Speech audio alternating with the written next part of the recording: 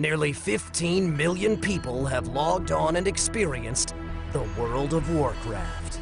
Quite commonly overlooked is the rich and illustrious lore and history behind Azeroth. Join us as we venture beyond the pixels, code, and players. Welcome to the story of Warcraft.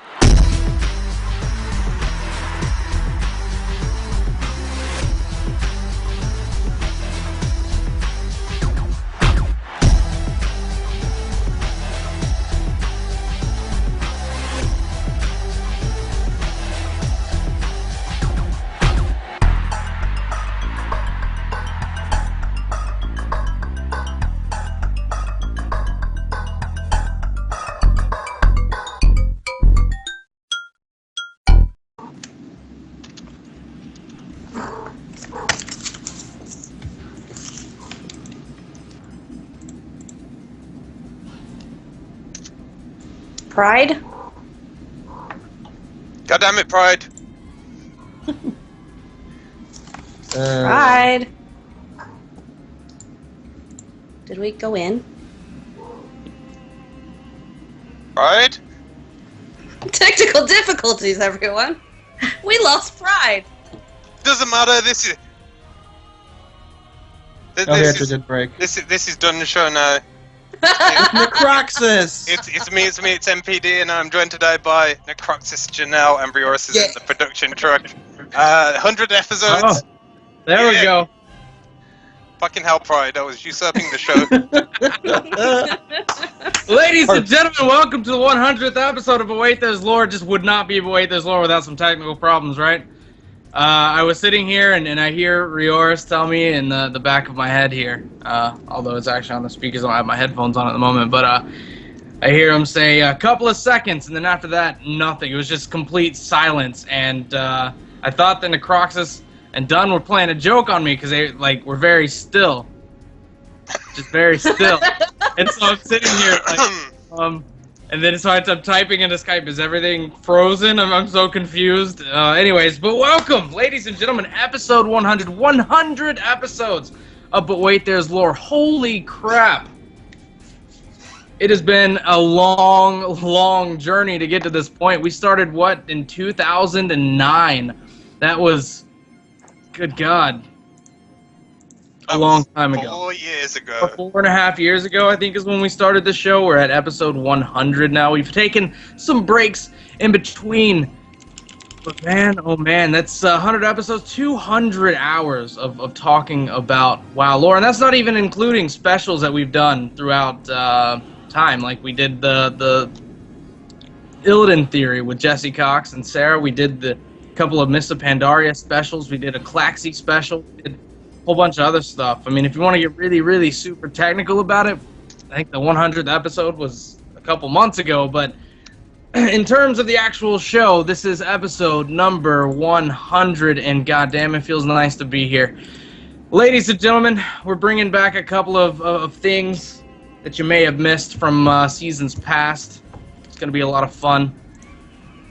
But in the meantime, I want to just kind of take a moment, perhaps, to reflect on some seasons past, and Dunn and Necroxus was there for the last bit of season 5.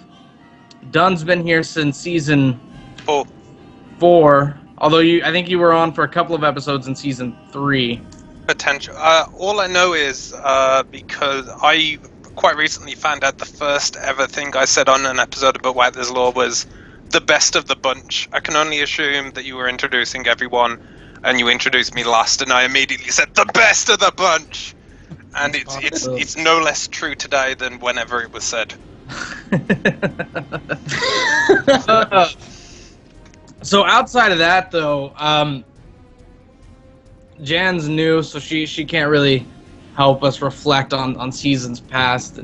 But I just want to say that back in 2009 when the show started, I think I had a game plan for 2 seasons at most, and that's when we took our first long break. We had a break in between season 1 and season 2, but it was a Christmas break in between Christmas and the following year. So wasn't too bad. But then we stopped the show with the dropping of WoW Radio, and I started focusing on doing OMFG.FM on a administrative side, doing basically just approving and disapproving shows and things like that. Try to get the ratings up, but then OMFG Cata started, and lore became a big staple for that on my side of things, and so we decided to bring But Wait, There's Lore back in 2010, late 2010, something like that, early 2011.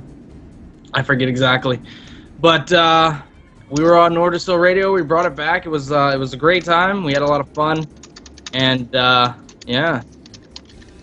I don't know. I never expected to get to 6 seasons. Definitely never expected to get to 100 episodes. I didn't know there was that much lore in Warcraft to get to 100 fucking episodes, man. But what can you do? I'm excited.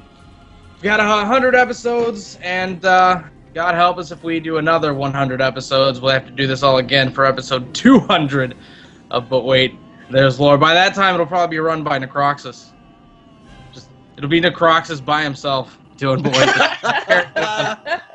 Nobody else. I'll have Rior's chained up in my basement. Also force him to do the editing. What? Oh, sounds like fun. Take that as you will, and I meant it like that. So. Well, sorry. You see, I can hear Rior's crying. It's the best thing ever. I got a bit confused because everyone in the IRC chat there's Dunfan 1, Dunfan 2, and Dunfan 3, Dunfan 4, and I've got to be confused. There's a Necrofan now, what the fuck? Get with the program, Necrofan. Get with the program. Yeah. You lose one and I get one, so yeah. And yeah, Pride brought back But Where There's Lore in 2011, not 2010. God. Not bad. 2011. So yeah. I'm looking forward to the future of the show, and I'm happy about the past of the show. Oh, so yeah, there you go. A lot of people are asking right now. Let me go ahead and introduce everyone. I am Pride, youtube.com/SmokingGamer. I'm the host of the show, creator of the show, god of the show.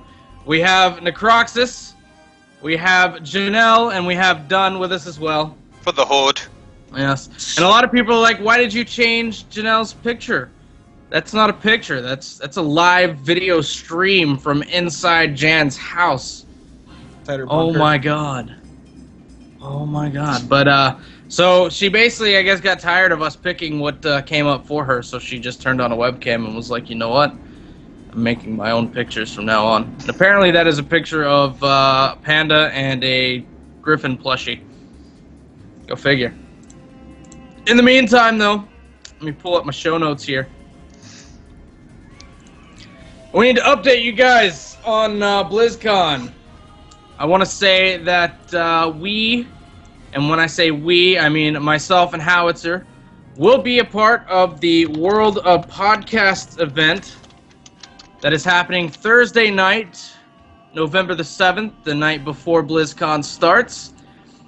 Basically, from what information I've gathered about what we're going to be doing there, it's a group of podcasts that are all getting together, and it's sort of like a podcast meetup, but we're also doing several events, and we're also doing like a sort of a mega podcast with some of the more popular podcasts and things like that. So, something just like I had like one of those moments of clarity where I remember things.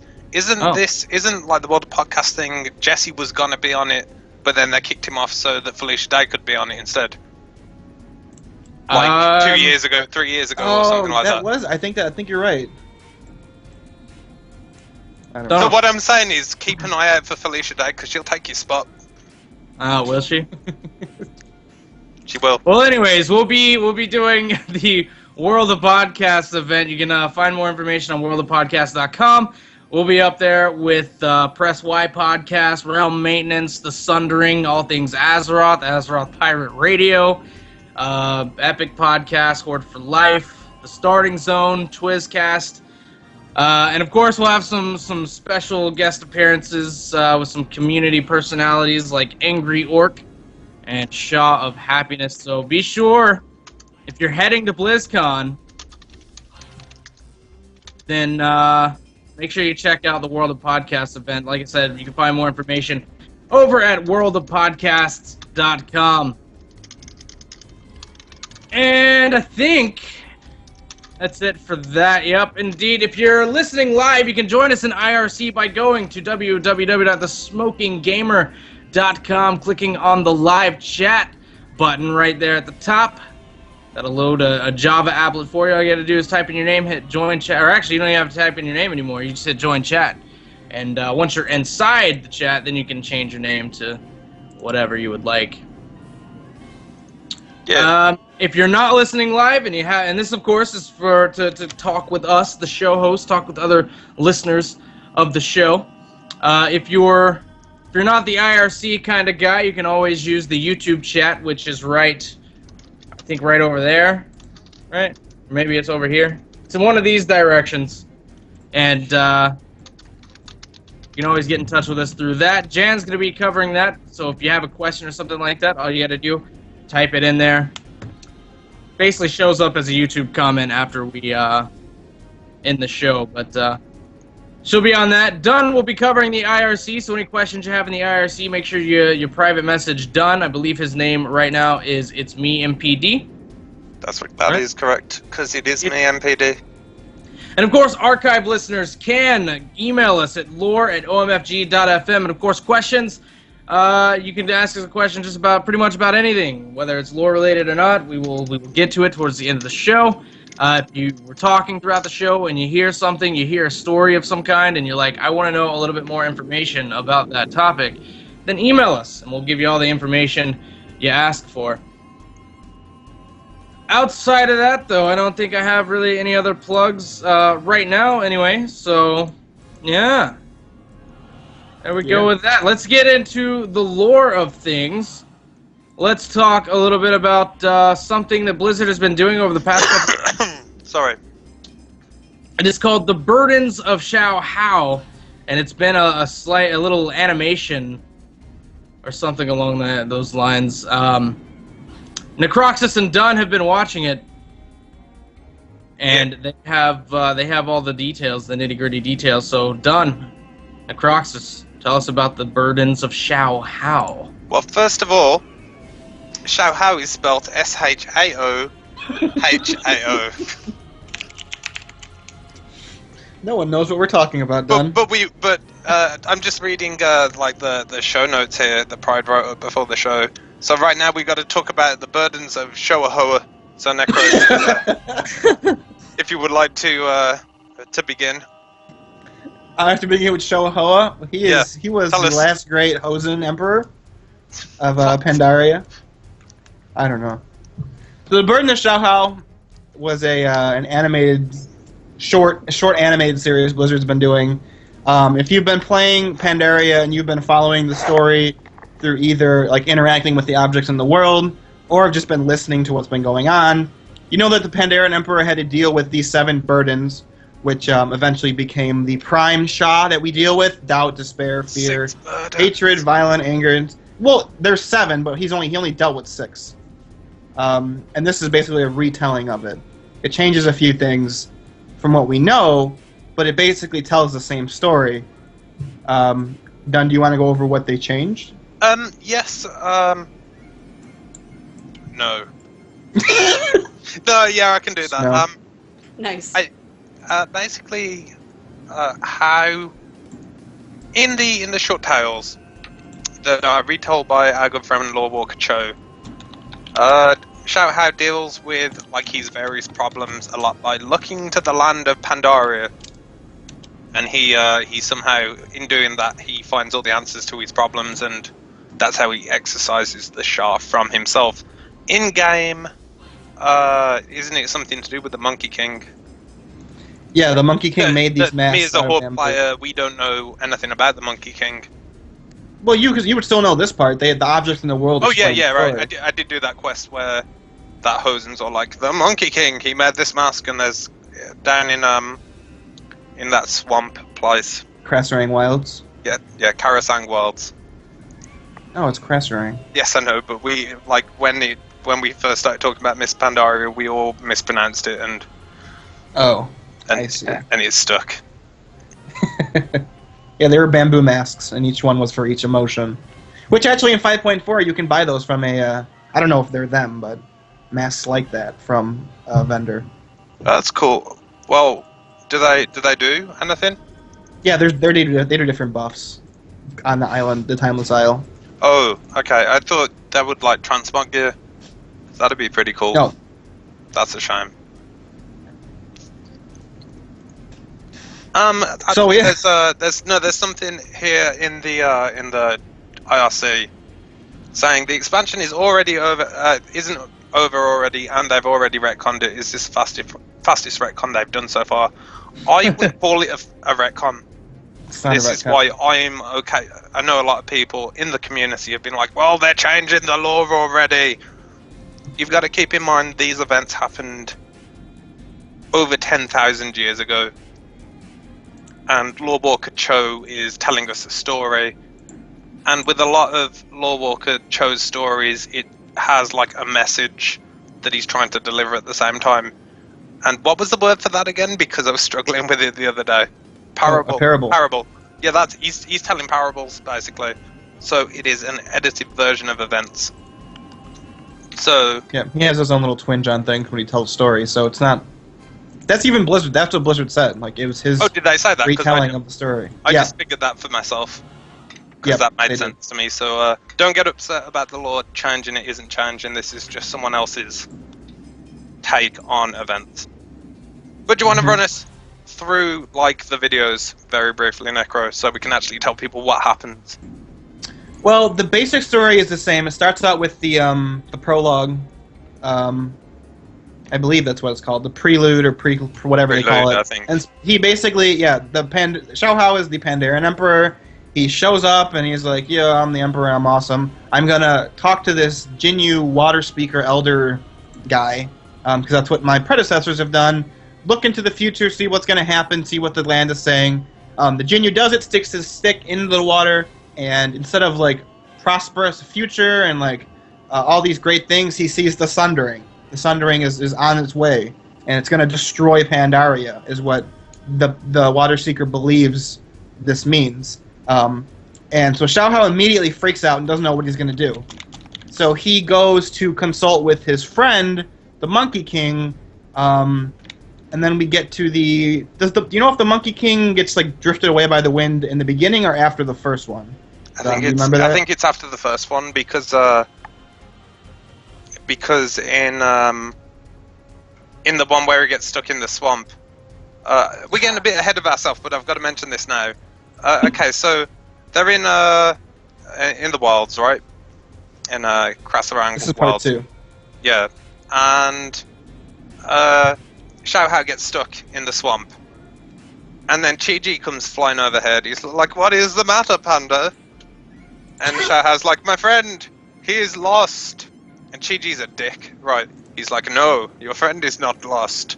You are lost." And like Shaohao's sinking into the swamp, and the Shah of Despair, is like dragging him down under like this muddy water and stuff. Chi-Ji's just standing there watching him. Guy's a dick. Pretty much. Back to your retelling. Oh yeah, so the first part, it basically goes through, if you know the basic story from the game, none of it's changed. It starts with the Shah of Doubt in Jade Forest. He begins doubting how he as the Emperor can solve this problem. The Shah of Doubt comes out of him. He's like crippled with fear. He's trying to fight off against it, and the Shah of Doubt made like this mirror shadowed version of himself. Think of like if you played Ocarina of Time, since we were just talking about this earlier. There's a quest a part in the Water Temple where you fight like a mirror link. Basically, that happens. And Yulan, the Green Serpent, comes in and is basically like, you have to turn your back on your doubts in order to go forward and not look on the past. So he does that, and the Shah of Doubt is cleansed from him, and that's the first one, the Shah of Doubt. That's part 1. Part 2, done already covered with Despair. Well, after part 1, the Monkey King is with him and gets like taken off his feet by this big gust of wind, and that is the impetus for the rest of the story. Along with solving the Sundering, the Monkey King is like being taken away across Pandaria, and Shaohao's trying to like save him. So we do part 2 with Despair. That all happens with Chi-Ji, and he's a dick. He basically was standing there watching Shaohao get drowned by the Shah of Despair. And then they go to the Shah of Fear is the next one, Fear, with Nizao, the ox. And basically, Shaohao is afraid of the Mantid because they're such an unknown factor. He's afraid to go over the wall because that's where the Monkey King was drifted off to. And while he's over there, the Shah of Fear comes out of him and manifests itself. And somehow Shaohao looks to the land and sees like a bead of amber, and realizes that like all of your fears can be overcome. And so with amber, there's still a gap of logic in there for me, but whatever, it worked for him. So he cleansed himself of the Shah of Fear, and then went on to Kunlai Summit. Well, he rescued, before you get to Kunlai Summit, he rescued his friend the Monkey King from 3 Mantid using the amber. They got sort of stuck in the sap. And the Monkey King was like, you need to form an army and crush the Mantid. And Shaohao's like, no, the storm comes for the Mantid too. We need an army to crush a legion. And then there's like lightning in the clouds and it looks like Illidan. It's not Illidan, but it looks like him. And he's really, it looks like demon form Illidan. Very powerful cinematic image. Yeah, and really cool. And then he goes to Kunlai Summit to get his army. So you're back in. Yeah, he goes to Kunlai Summit to get an army, and he goes to the Temple of the White Tiger. And this is the part I liked about this was they didn't like really expand upon it, but this was the beginnings of the Shadow Pan. You have like these 100 Pandaren warriors training with the White Tiger, and he basically shows up and is like, I'm the Emperor, who's gonna fight for Pandaria and for me? And the White Tiger basically like bitch slaps him and is like, why do you fight? And I forget what's his answer, Don. He says something like, I fight those who stand against me. It is my will. And the White Tiger, who's like, I think it's funny how we all know the names of all the other ones, but everyone struggles with the White Tiger's name. Is that how you pronounce it, though? I believe so. So Tim the White Tiger. He basically gives Shaohao a stick, and he says, if you can hit any of my monks with your stick, then you can have all the monks in your army. And Shaohao cannot, because the monks are too skilled. Yep. And as he's failing, he's getting progressively angrier, and then eventually the White Tiger's like, see, you are still corrupted yourself, and like 3 of the Shah come out at once. The Shah of Anger, the Shah of Violence, and the Shah of Hatred all burst out from him, and they're about to kill him, except for this one Pandaren warrior steps in front, takes the blow, and dies. And that act of like humility and sacrifice allows Shaohao to overcome those 3 Shahs, and then they're cleansed. And then, were we making this up, or did he ask him again, why do we fight? Because I remember we were talking about this. He asked him again, and he's like, I fight for the people and Pandaria. I would give my last breath to save them. That's totally how it goes. Yep. And so instead of actually taking the army, he decides now that he's freed of these 6 burdens, he's going to go into the Vale with the Monkey King. And like that part ends with him basically saying, I'm going to stop this somehow, and then it ends. And then we get to the finale episode where he's in the Vale. Today. This was uploaded an hour ago, so if you... I mean, you should totally watch it anyway. We're going to tell you about it. But absolutely, you need to watch it because it's amazing. Not only do you need to watch it because it's amazing, you need to watch it because I got an email from Blizzard saying that if we get enough people to watch it, they will create further shorts such as this one. So definitely go watch it and show Blizzard that you want to see more lore content in this format.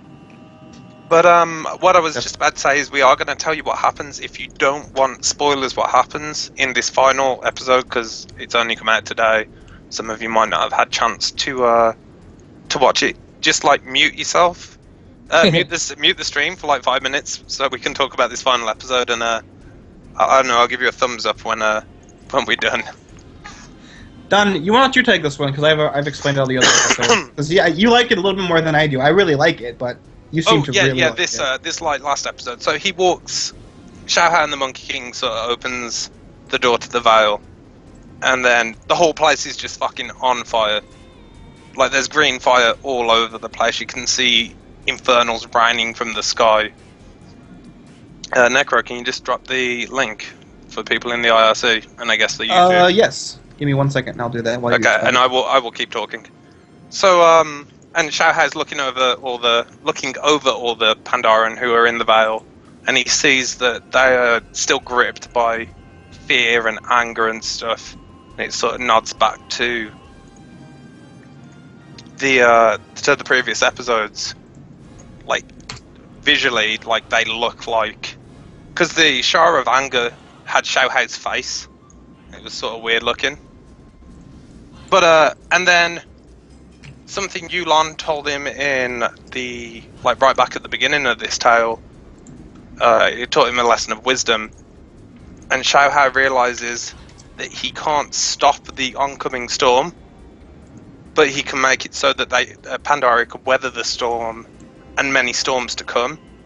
And that's when, once again, Shaohao looks to the land of Pandaria, and he realizes he is its heart, and then that's when he becomes mist. Because that's how it works in life. And he becomes the mists of Pandaria, and then it sort of zooms out, and Lawwalker Cho's telling us that he became the mist, and he watches from Kunlai Summit. And even now to this day, if you listen very carefully, you can hear the Emperor talking to you in the winds, and how all the Pandarans lived like how he did and purged themselves of the Shah. And it's just cool, and you can see the rest of Azeroth just getting like destroyed by like green lightning, fire, and infernals, and Pandaria just sort of floats away in the mists. I liked it. Yeah, it was really good. I think that's about it. Very well then. So definitely be sure to go check that out. Number one, it's an awesome series. We're done, guys. You can unmute yes. now. Everyone, thumbs up. So go watch it. Number one, it's awesome, just for the story itself. The animation, the art style is pretty cool as well. It's a little bit different, but it's viable for sure. I really liked it. It reminded me of some of the Diablo 3 cinematics, and Necro was like, no, it's not done. It's nothing like that. I was like, well, no, it just because the Diablo one reminded me of like Avatar: The Last Airbender series more. This reminded me of like comic book panels that they would then move a little bit in one way while they changed. But I mean, that doesn't really matter. The art's awesome. It's really basically it's just cheap animation, but it's done right well. It's cheap animation, but done very well. And the style overall is really appealing as well, especially to the cinematic of it is very proper, I think, to the source, if that makes sense. Oh yeah, like artistically it looks very Asian influenced. Yes. With sort of the brush strokes that they've used. It's about 6 minutes an episode. There's 6 episodes, so it's not like it's going to take like about a half hour. Yeah. So in the meantime, guys, make sure you check that out, and definitely check it out, because we want to see more stuff like this coming out of Blizzard. And more lore is always amazing. So let's show them some love, show them some support, and show them that you want more of this to come out in the future. In the meantime, we are going to have to go to break. During the break, before we go to break, I want to just want to show everyone a couple of folks got together, and we picked some of our favorite moments from seasons past of But Wait, There's Lore. And we took a couple of those, we've thrown them together into a couple of different videos. This is video number 1. This is just a couple of our favorite moments here in seasons past on But Wait, There's Lore. This is episode 100. We'll be back soon. We had discovered something and spoiled your mischievous plans, but I guess not. They know about 7! Cancel everything! Right on. From Blood Axe, level 80 Orc Warrior in the guild Honk If You're Horty on Nagrand, US. Apparently this is Stormcaller in the IRC, so we can just skip this email. And, no. Hello, Lore God and new Lore God. Just wanted to know what your thoughts are on Horde leadership and Cataclysm. It's official we have to deal with... Wait, what? It's not official. It's not official, and yeah, no. No. We're not having Garrosh. I won't accept that. I'll smack him up. I don't care. It's saying it's official we have to deal with Garrosh now, but I'm wondering for how long. Personally, I'm really hoping Sourfang the Elder will live through Icecrown and to fulfill his promise to kill Garrosh if he tries to take over Horde down the path of the old Horde for Sourfang to become the new War Chief. Thanks again, Basic Campfire for War Chief over Garrosh for War Chief. No, it's not official that Garrosh is going to be doing anything.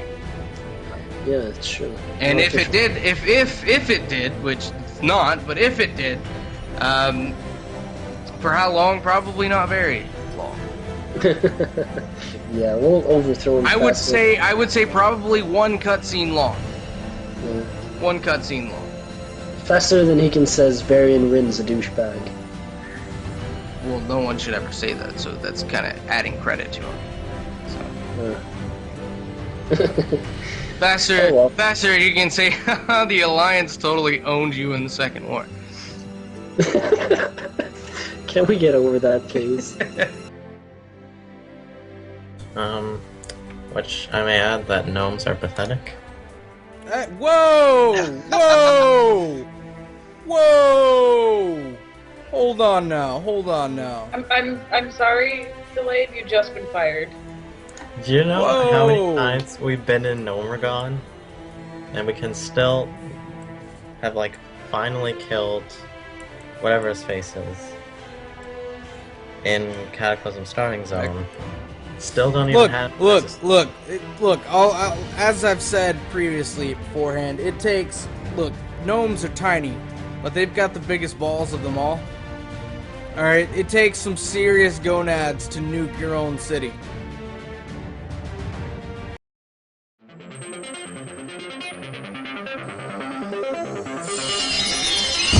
Hello and welcome to the Oddcast.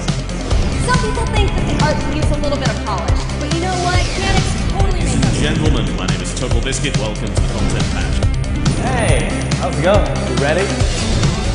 This is Yes, get back to some more StarCraft 2 or Heart of the Swarm. You're watching Day 9 TV, where you learn to be a better gamer. Alright, everybody, welcome back to my guys. Be prepared for the end. Everybody, Markiplier here. We just hit 300,000. I'm not so gruff! Hello there, everybody. Welcome to another sensational day.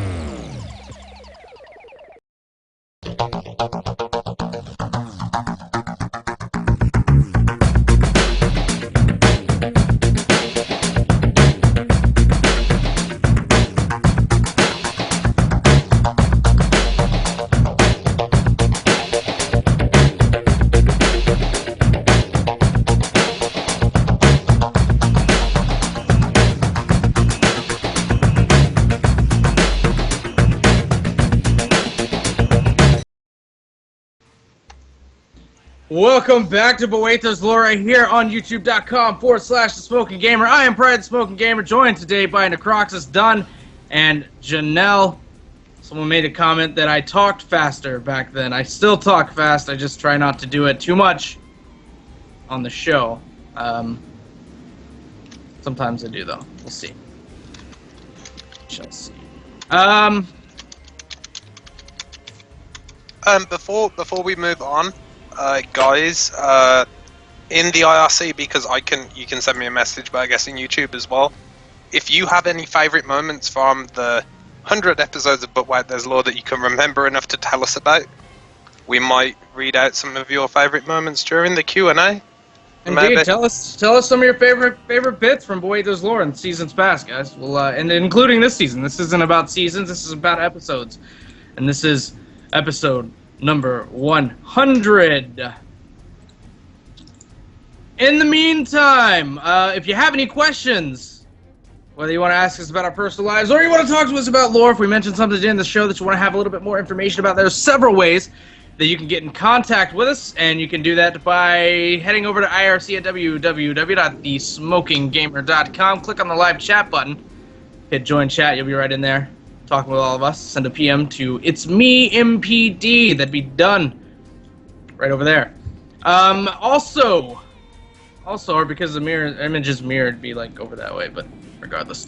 You can also type it into the YouTube live stream, and Jan will be reading over those and taking up all of the YouTube questions. And of course, if you're listening to the archive, you can always email us at lore@omfg.fm. Now, if you're listening and you haven't been listening for a while, because this is the 100th episode, like, you know what? I'll go ahead and I'll get in on this episode because it's, you know, the 100th episode. That's great, and we love you for Pride, it. what number episode is this again? 100. This is the 100th episode. Oh, wait, there's Lore. If you sent us an email within the span of about 3 months ago to the span of about a month ago, those 2 months, you need to resend your email because we didn't get it. There's a problem with the emails. We thought no one loved us anymore, and you just didn't want to send us any emails. But I didn't think that because I'm always in charge of the IRC, so I always get questions. So I know people love me. Just saying. But yeah, so someone was supposed to send me an email. I didn't get it, and so I told them I didn't get it, and they were like, "I sent it." I was like, "Well, I should look into this." And apparently, there was a hiccup somewhere, and we weren't getting any emails, and so you need to resend those. Now we've got plenty of them, but, you know, keep them coming. It was Blondie's fault. It was Blondie's fault. Just saying. Let's see, Blondie, Omicron, and Howitzer are really the only two people that are missing out on the 100th episode right now. Howie, just because I'm sure someone's going to ask where's Howie, his laptop is broken.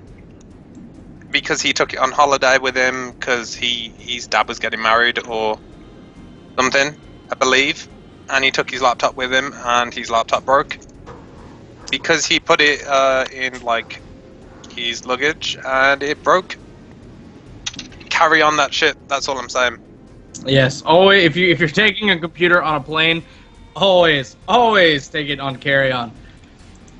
Buy yourself a laptop bag. It will help you significantly in your travels. Now then, on a secondary note, I want to talk a little bit about the One Sub Challenge. Number one, guys, you guys are doing absolutely amazing. Everyone who has already signed up for a subscription to the SmokingGamer.com's BWTL Lore expansionary, extended, whatever you want to call it. I don't really know what to call it. It's just a subscription where you get a bunch of awesome free stuff. Or not free. It's actually the opposite of the point, but you get a bunch of stuff, like Dunn's music. You get every single episode of BWTL Lore downloadable as an MP3. Season 6 will be up soon, where you can download the MP3 or the MP4 if you prefer the video, but you want to watch the video on the go on your iPad or your iPhone or whatever it happens to be.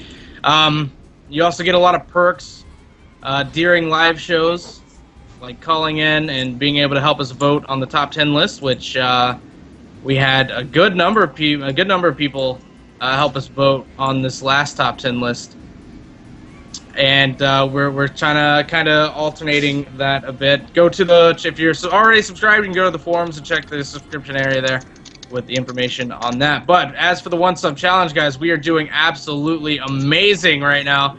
We are over halfway to the first goal, which is a subscriber-only episode of Lore for Noobs about everyone's favorite guy, Gammon. So honestly, outside of that, I mean, you guys are doing good. I don't think I need to like sit here and be like, I'm disappointed in you guys. You have not enough of you have subscribed, and that's not good. You should get on there. You guys have actually been doing an amazing job. So I just want to mention that we're getting closer and closer to that first goal. So keep up the good work and subscribe. I mean, this is going on for more than just like this week or whatever. So if you can't subscribe now and you have that extra $1 here in a couple of days or in a week or so, then get on it then. I mean, get on when you can. And of course, I do want to go ahead and clarify a couple of things because there's been a couple of questions about the One Sub Challenge and some of the rewards that you get and whatnot. I want to say that there are 4 goals for this whole bit. The first goal, like I said, is a subscriber-only episode of Lore for Noobs Gammon. Now, the second one is myself and Howitzer. When we're over there in California, we're going to hit up a tattoo shop, and we're going to get Warcraft tattoos. I'm going to get the Alliance symbol. He's going to do something else. He has something planned out already that he wants to do if we get to that goal. And then goal number 3 is that I will also get a matching Horde symbol. Basically, my plan is I'm going to have the Alliance symbol here, and then if we get to the goal number 3, I'll have the Horde symbol right here. Outside of that, Jan, we don't need you to hang your cat up in front of the camera. I can only assume that I'm really sorry. Oh, it was awesome.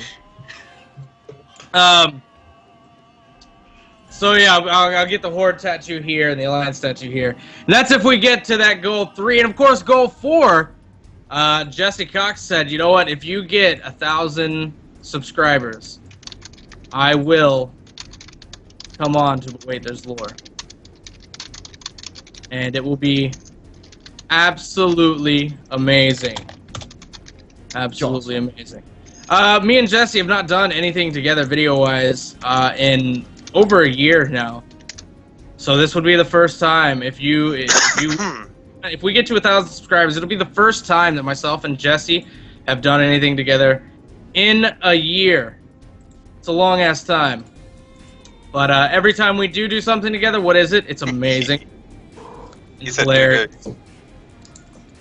So that's about it, really. And then, so that's the clarification on that. There was one other thing.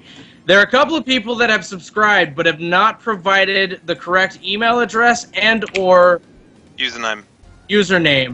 Dolk1 has been pestering me about this for a couple of days now, what to do with it. Wait for now until the show happens. So if you subscribed and you did not, or if you did not get your access to the subscriptions area, you need to double check that you sent us the proper forum username or proper email address. He emailed everyone that didn't get that. Most people replied to him and corrected that, but there are a couple of email addresses that are not working or people have not responded to. So basically, we're going to give you guys a little while to get that done, and if you don't get it to us, then we will issue you a refund. So if you, just in case you accidentally did it, I don't know. But we will issue you a full refund so that we're not charging you for something that you're not getting. In the meantime, there have also been a couple of people that have subscribed more than once and are treating it like a donation of sorts. If you want to donate, if you want to donate, I will count basically every dollar as a subscriber, right? So if you want to donate more than the $10 for the year or the $1 for the month, then you can just simply make a donation to BWT Lore, so BWT Lore, L-O-R-E, at gmail.com through PayPal, and you can just do it that way, and that way it won't show up as a subscription, and we won't have to go through all the headaches of like making the subscription work for one time and all this other stuff. So just do that if you want to donate anything for the $10 for the subscription. If you do donate more than that, we'll still make sure you get your year subscription to the Spoken Gamer. So those are the couple of questions, or those are some of the issues that have been brought up about the 1-sub challenge. If you have any questions about the 1-sub challenge, please, please, please do not hesitate to ask myself or Dolk1, who is my subscription manager. I was terrified you were going to say me then. I don't know shit about it. So, yeah, just make sure that you get in touch with us. Don't hesitate, please, even if you send us an email or ask us in the IRC. We will definitely get to those questions. In the meantime, I do believe it's now time to bring back something that people that have been listening to the show for a while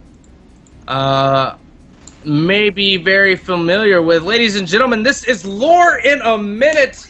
This is the game portion of our show where basically we're going to give someone a topic, and what they have to do is explain that topic, tell the story of that topic in a minute or less, and they have to be very creative because a lot of these topics are very, very difficult to explain in detail, in full, in 60 seconds or less. Ladies and gentlemen of the IRC and ladies and gentlemen of the YouTube live chat right now, we need your suggestions. We need them right now. What should we talk about? Well, do you want to take one from YouTube, one from the IRC? Yeah, let's do that. Let's take one from YouTube, if YouTube loads quick enough, because sometimes with the live chat or the chat bit with YouTube, it's really slow. Okay, well, come on IRC. Don't let me down.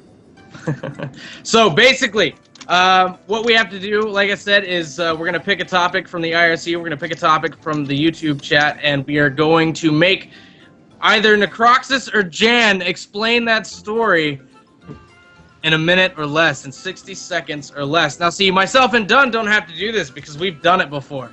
Yeah. Several times during season. I think this was a season 4 thing, wasn't it? I think it was season 5. Was it season 5? I don't remember. I know we only did it for a couple of weeks, but it was super popular and everybody liked it. So we're bringing it back for this particular episode, just to you know, bring it back, celebrate 100 episodes of But Wait, There's Lore. Looks like we've got a good one. I want to say, I'm going to go with Dolk Ones. I want, oh, there's a good one from Angry Smurf, Pride's Ego. Well, yeah, I was just about to say, I've got Pride's Ego here, I've got Broxigar, Life of Medivh, Lore of Scarlet Gun. Crusade, Orgrim Doomhammer. I'm really liking Scarlet Crusade. Yeah, Scarlet Crusade is good. So we got is YouTube being as helpful. Let's take a look at YouTube. There's that one person that just wants to hear about the YouTube from Scarlet Whitaker Crusade. Knox asked for the Scarlet Crusade. Okay, so I guess we gotta. We're gonna take the first one's gonna be Scarlet Crusade from the YouTube there. I think the second one, let's take I don't know, Dunn, you pick this one. What are we gonna do? Well, part of me wants to say Broxigar, but I feel that's a little bit too easy for what we're doing. You'll beg for Broxigar? Absolutely Okay, not. this Lore in a Minute is so stressful. It really is. Let's see, what have we got here? Some people said Nazul. I'm hearing Spider Wars. Oh, we can't do the Spider Wars because spoilers. Can't do the Spider War. Let's do History of the Black Dragon Flight in its entirety. The Black Dragon Flight? Black Dragon Flight. In its entirety. Okay, since we're nice guys, we will actually let Jan pick. I was just about to say ladies first. I totally want the Black Dragonflight. Scarlet Crusade of the Black Dragon. You want the Black Dragonflight? Very well. Right. I'm Rioris, gonna get it wrong, but I want it. hit us up with the theme music for Lore in a Minute, Jen. Rioris, oh, it's already going. Okay, never mind then. Go figure. Jen, tell us the story of the Black Dragonflight in 60 seconds or less. Go. At the beginning, there were drakes, and then they got turned into dragons, and one of them was an Neltharion, who then went crazy and evil and tried to kill everybody and everything, and then he failed. And then he got locked in the Earth Elemental Plane, and his children took up the crusade to destroy everything and everyone, and they used human disguises to infiltrate all sorts of different places and continue to try to destroy everybody and everyone. 30 seconds, Jan. Let's go, let's go, let's go! And then Anixia and that other guy, whose name I don't remember right now, they almost succeeded, but we killed them, and then we killed Deathwing too. You You got 10 seconds if there's anything else you'd And like then to add. Rathion was around. And he did stuff. And he was awesome. 2, 1, 0. Indeed. See, on a level of 1, 2, I really need some plot right now. How stressful was that for you to do? It was so hard not to laugh through the entire 60 seconds. Cat is not happy. I'm sorry. Necroxus, explain the Scarlet Crusade in 60 seconds or less. Go!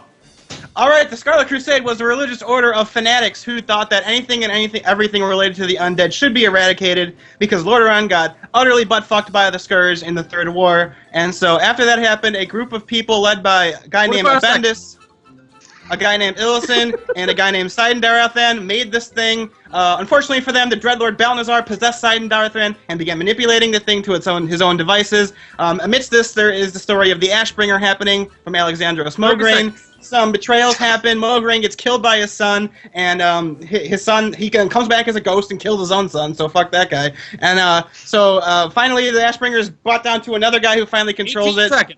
The Scarlet Crusade is going increasingly insane. A bunch of them are wiped out in Wrath of the Lich King by the Lich King. They keep getting destroyed more and more and more. In Cataclysm, they get wiped out by the chick whose name I can't remember right now, and Tyrion Fordring, and in Mists of Pandaria, they're basically non-existent because they've been defeated. And done! Holy Lillian Voss shit. is the name you were looking for. Yeah. Lillian Voss. I couldn't think of her name. Angry Smurf says Necro is reading off Wikipedia. No! I did for the beginning, because I couldn't remember who the original people were. I didn't! Take that! You were like, Deathwing was bad, and we killed him. He was! It was bad! The winner of you two, we're gonna get a week off next week. You didn't have to come on the show and work, so you were gonna get a week off. But since the Croxus you read from WoW, I want to be on the show. qualifies you. So Jan, next week you get the week off. Awesome. Rioris, you don't get a week off. Now Rioris is in the back crying into his pillow that he never gets a week. You just had 2 weeks off 2 weeks ago. What are you betting? And now you're saying you want a week off in 2 weeks. My God.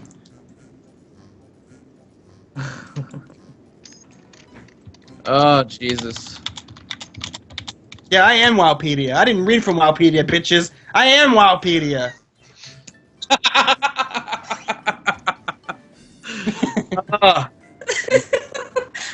No, I disagree. Necro is clearly WoWWiki. Yeah, exactly. No, that's the bad one. Fuck you guys. Yeah, that's why I said it. So, IRC YouTube, do let us know if you want us to keep doing those. Because it's fun to watch, it's not so fun to do. Maybe we'll bring subscribers on and make them do it. Dunn did tell me that at the beginning of the show that he did not want to do one. I do not want to do one. I think we should make him do one. I think we should make him do one. Time for some revenge. I think that I think that the IRC should band together with myself and Necroxus and Jan and tell Dunn that he needs to do one of these lore in a minutes. What do you guys think? I'm gonna call on my Dun army to disagree. It's like all the IRC. I don't know. I don't think they're gonna stand behind you on this one, buddy. I don't know. Come on, guys. Make him do it. Pick a good one. In the meantime, while we're waiting on the IRC, I would like to point out Love's Cock's favorite, but wait, there's lore moment. Pride for getting the 7 vials. Pride for getting the 7 vials. I recall this very vaguely. I recall, I think I was explaining, it wasn't during the Illidan theory, I was explaining something else, but it had to do with the vials, and I could not remember what the fuck it was I was trying to talk about, and I completely forgot about the 7 vials. And that was during, I know what it was. It was during the interview with Cossack. That's what it was. We were talking about the number 7. This actually harkens back to They Know About 7, Cancel Everything. I was talking to him about how the number 7 keeps appearing in World of Warcraft. I asked him, is there anything significant about it? Because I said the 7 Shaw, the 7 Valkyr, something like a whole bunch of series of 7s, but I never mentioned the 7 vials, which is one of the most. I think we had been talking. That was just right after, we were talking about the Illidan theory before that, and so I didn't mention the 7 vials. So that came up to be a big thing, like after that interview. So that's Pride for the record. Like we've got mixes of do Broxigar done, do Broxigar, and then don't make Dunn do it. Dunn doesn't have to do it. Dunn should do it. Dunn for president. Someone wants me to do Broxigar is too easy. The War of the fucking Shifting Sands. What? I'll do that one. Yes. Yes, War of the Shifting Sands. Okay.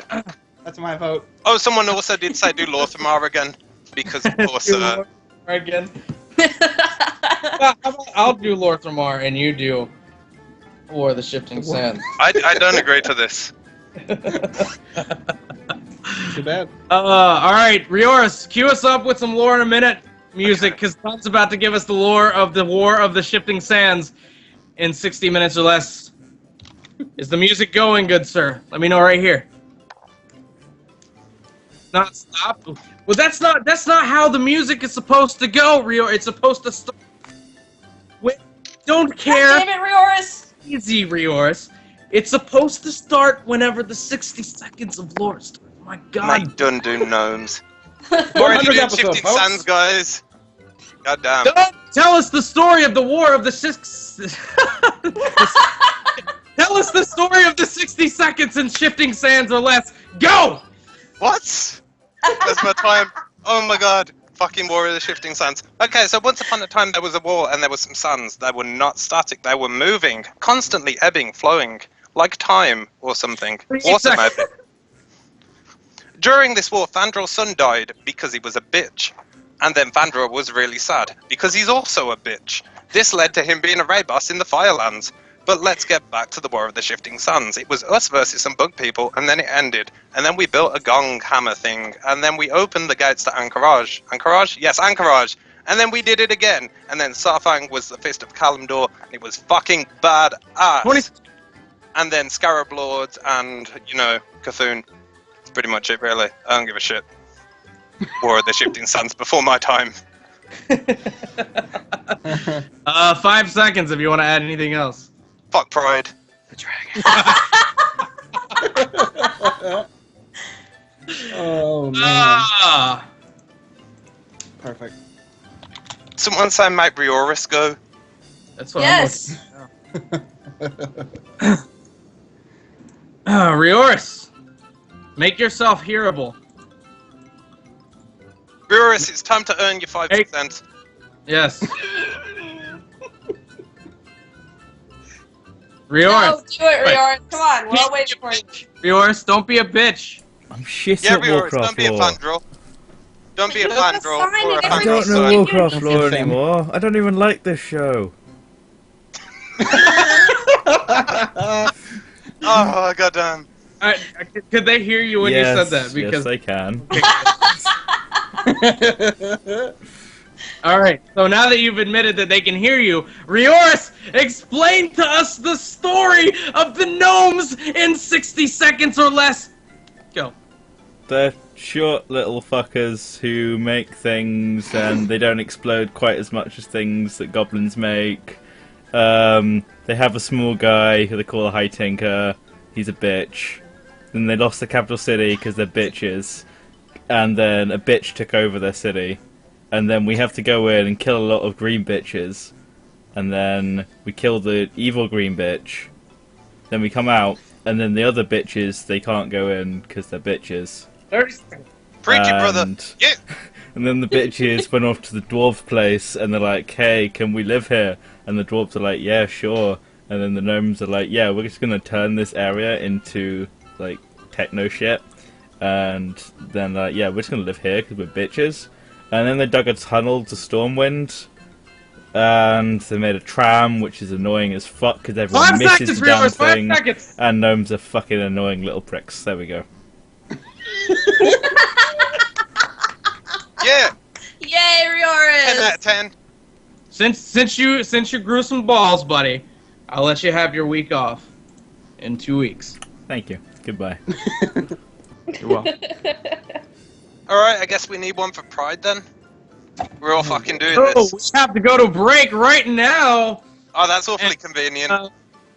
Oh no! Rioris says no. Come on, IRC. I don't remember. We should make Pride do the guy who killed Illidan. Maya of Shadow Song. Ooh. Yes, good call. Oh, whatever, girl. Whatever. Fuck you or yours. Yeah, girl. Maya of Shadow Song. Okay. Yeah. Pride, are you ready? I'm ready. Okay. Starting in 3, 2, 1, go. Mayeb is a bitch. Done. Come on, Pride, you can do it. 50 seconds. Keep going. He's cheating off of done. I see where this is going.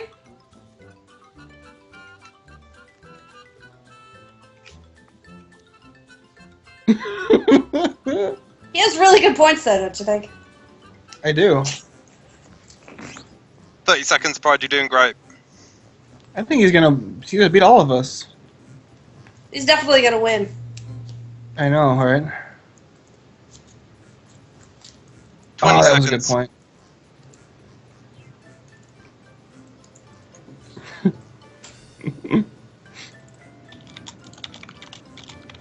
Round it off, Pride. You can do it. 5. And then 4, she became a crazy bitch and died. 2, 1. Yeah.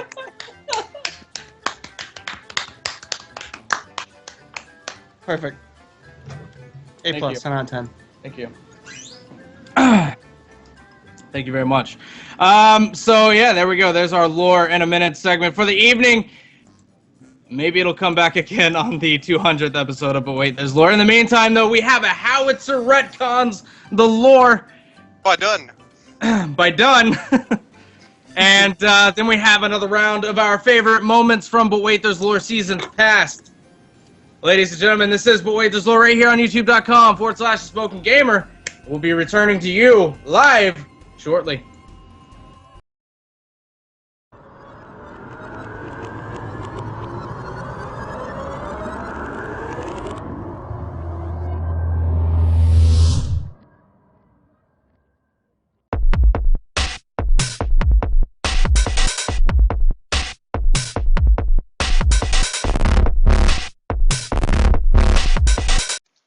As we all know, Nazul as the Lich King was placed in Icecrown Citadel. What some of you may not know is how the Spider War began. It all started when the Lich King installed a brand new wireless router. He wanted to watch all his favourite YouTube shows found on the Smoking Gamer, like But Wait There's Lore, and Doom from the Start. However, the Lich King didn't want to pay for his own internet connection, and so he just used an unsecure Wi-Fi connection from the area, that belonging to the Nerubians. This, however, slowed down the Nerubians' web connection, and they really wanted to watch Jan play Fallout 3 on her stream. And so they waged guerrilla warfare against the forces of the Scourge, which lasted all of 10-15 minutes. In the 7th minute of the war, the Lich King had had enough, and he was determined to show them all the justice of the grave and the true meaning of fear. And such he launched his campaign, and his Scourge army used techniques still used by the American military today, a form of psychological warfare where loud music is played to disorientate the foe. It just so happened this loud music was Justin Bieber's Baby. It turned out the Nerubians actually had no sense of hearing. However, something deep in the kingdom of Azul-Nerub did. Those guys without faces, who were awakened and severely displeased. The guys without faces desperately wanted to stop the music and would let nothing get in their way in order to do so. Unfortunately, this means that the Nerubians were caught in the middle of a pincer attack between the Scourge and the guys without faces, and they were no more. Unfortunately for the Lich King, a password was applied to the unsecured Wi-Fi connection in the final seconds of the war, And the Lich King was locked out of his internet usage, and as a result, he resurrected all of the Nerubians so that he could once again browse the internet. And that is how the Nerubians were added to the kingdom of Sylvanus' alive people. Trust me, I'm a professional.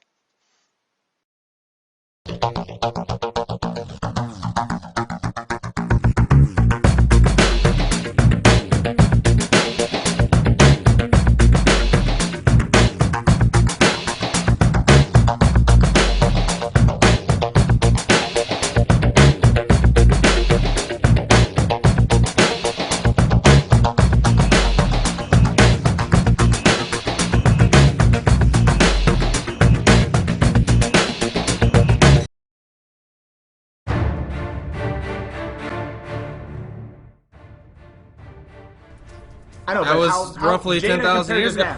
So you're saying because he fought them 10,000 years, that just means he's had more time to reflect on that. He's had more time to reflect on his battles with all those mages. He wasn't reflecting on anything. Okay, he was a tree. So what is it? You can't compare Jaina. I think Jaina's better than that army of satyrs. No, but listen. Here's what you're missing. Here's what you're missing.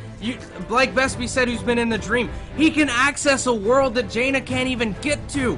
Jaina doesn't even know the beginnings of how to get to. Because think about what he did. Think about what he did in the War of the Ancients. Think about what he did in the War of the Ancients. That is a bold-faced fucking. Everybody can access the dream.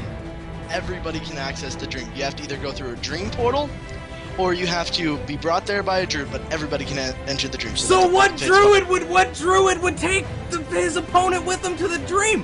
What kind of sense does that make? You're just talking nonsense now, son. You're just talking nonsense now, son. Better yet, how is the dream going to help him when to go to the dream, you have to go to sleep. If he goes to sleep during the battle, guess what's going to happen? No, he does not. Listen.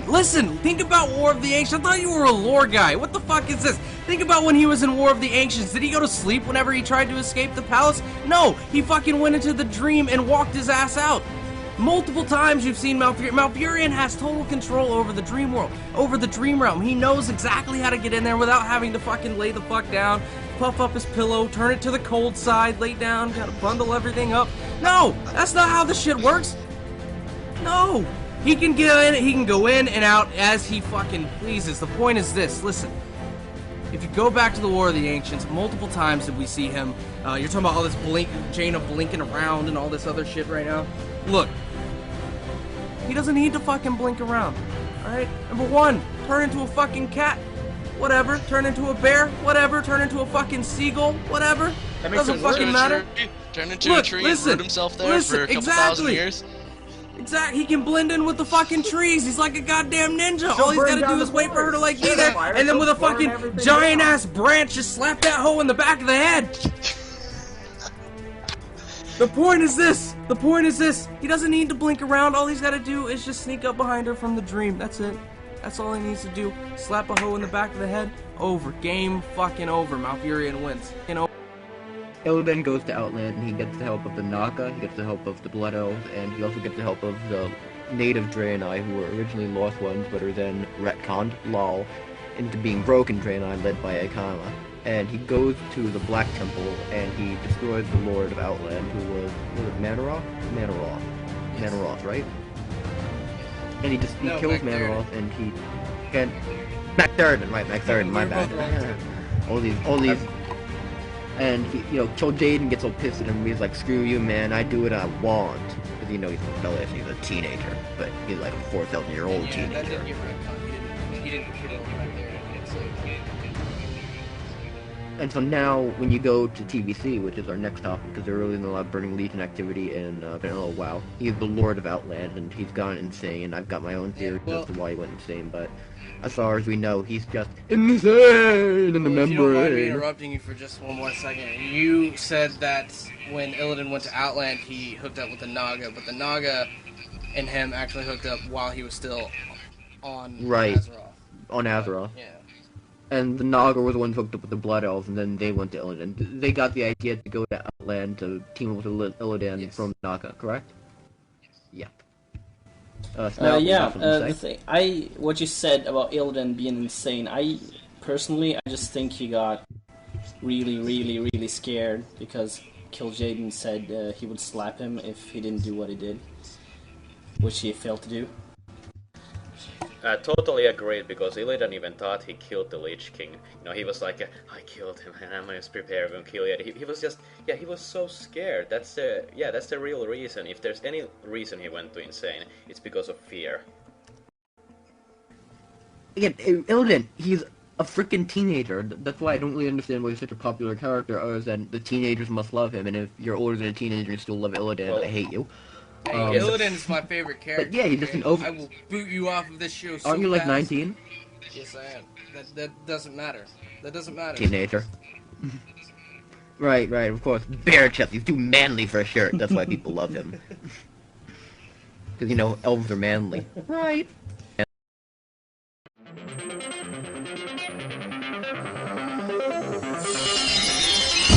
Hello and welcome to the Yogscast. Some people think that the art needs a little bit of polish, but you know what? Mechanics totally make us. Gentlemen, my name is Total Biscuit. Welcome to the Content Patch. Hey, how's it going? You ready? This is ATS here back to some more StarCraft 2 Heart of the Swarm. You're watching Day9 TV, where you learn to be a better gamer. Alright, everybody, welcome back to For My Guide. Prepare for the end. Everybody, Markiplier here. We just hit 300,000. I'm not so grumpy. Hello there, everybody. Welcome to another sensational day.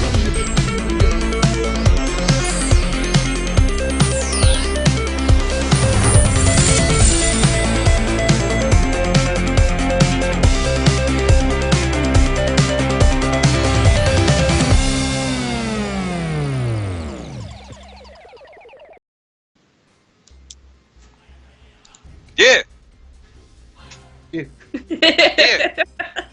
Have we lost pride again? We did lose pride again, so welcome back, I guess, to all of those. I'm Necro. Yes, it's the Neko Show. Neko and Jen. Are we back? Are we back? Probably we've been back for like fucking forever. Welcome back. I had no sound again. I don't know what's going on. I was sitting here like waiting, and then I see you guys talking, and then like I see you guys talking, and all of a sudden I hear Jan's voice. So, anyways, welcome back to Boy There's Lore right here on YouTube.com/SmokeGamer. I am SmokeGamer. Joined today by the Crocs, Janelle, and Dunn. If you have any questions, you can get us at the IRC at www.thesmokegamer.com. Click on the live chat button right there. Java app, it's going to load. All you got to do, click join chat. If you want to change your nickname, you can, but you don't have to. Want to be chosen for you based on the level of which we like you. So the higher the number, the better off you are. Alternatively, you can always use the YouTube live chat there on the side. It's Jan's going to be taking up the questions from that and asking us those questions at the end of the show. You can also, if you're listening to the archive, join us. You can email us at lore@omfg.fm. Just to recap a couple of things before we get into the top 10 list for this week. But wait, there's Lore will be present at the World of Podcast event at BlizzCon on Thursday, the November the 7th, I believe, at 8 p.m., although the time is subject to change. But if you're attending BlizzCon and you want to meet up with myself and Howitzer, that'll be the place to do it. Of course, you can always hit us up at the Hilton Hotel after party after Friday night and Saturday night. I don't know if Howitzer will be there, but I most certainly will be. It's my favorite part of BlizzCon. So you can always swing by there. That's where pretty much everyone that wants to have a little bit of fun kind of goes to after the events of BlizzCon each night. Friday night's not as big as Saturday night, but it's neither here nor there. In the meantime, the One Sub Challenge is going very well, so keep up the good work. We are very, very, very close to the first goal. If you're not sure how to do all that, it's $9 or it's $1 per month or $10 for a year. You can head on over to thesmokinggamer.com, click on the subscribe button right up there at the top. That'll get you to where you can do it and kind of explains what you get for it and all that good stuff. And other than that, though, we're doing pretty good. I think. Yeah. Let's get into it. Riors, start up the top 10, my friend. What's this nonsense?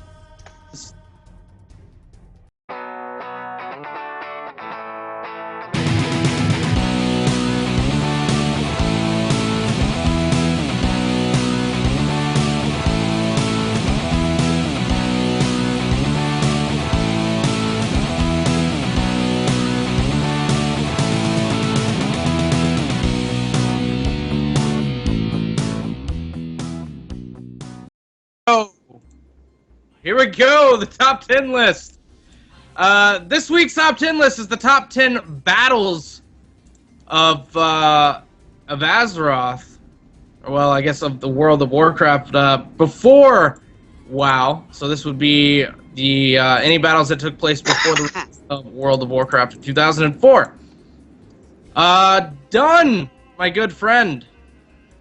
Why don't you start us off with number 10 on the top 10 list of battles? Yes, I will do that when I figure out which one number 10 is. It is the Battle of the Well of Eternity. Oh, okay. No, wait. No, it's not. I will check the stream.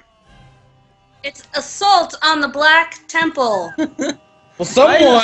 Why is it flipped? It was always the other way around. That's what I'm looking at. Who did this list? Because whoever did this list flipped it because the number... Norris.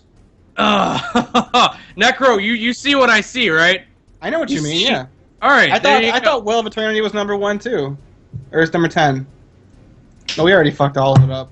Should we just quit now? Just do them all out of order? All of them. Just, like, take an order? Well, let's start with number 4. How about that? Okay. Which would be... is that? Is that me? No. But you are, luckily enough, number 1 and number 10, so you get to do them both anyway. So start us out with the real number 10, the Assault on Black Temple. Okay. The Assault on Black Temple. Invasion of Draenor. Yes.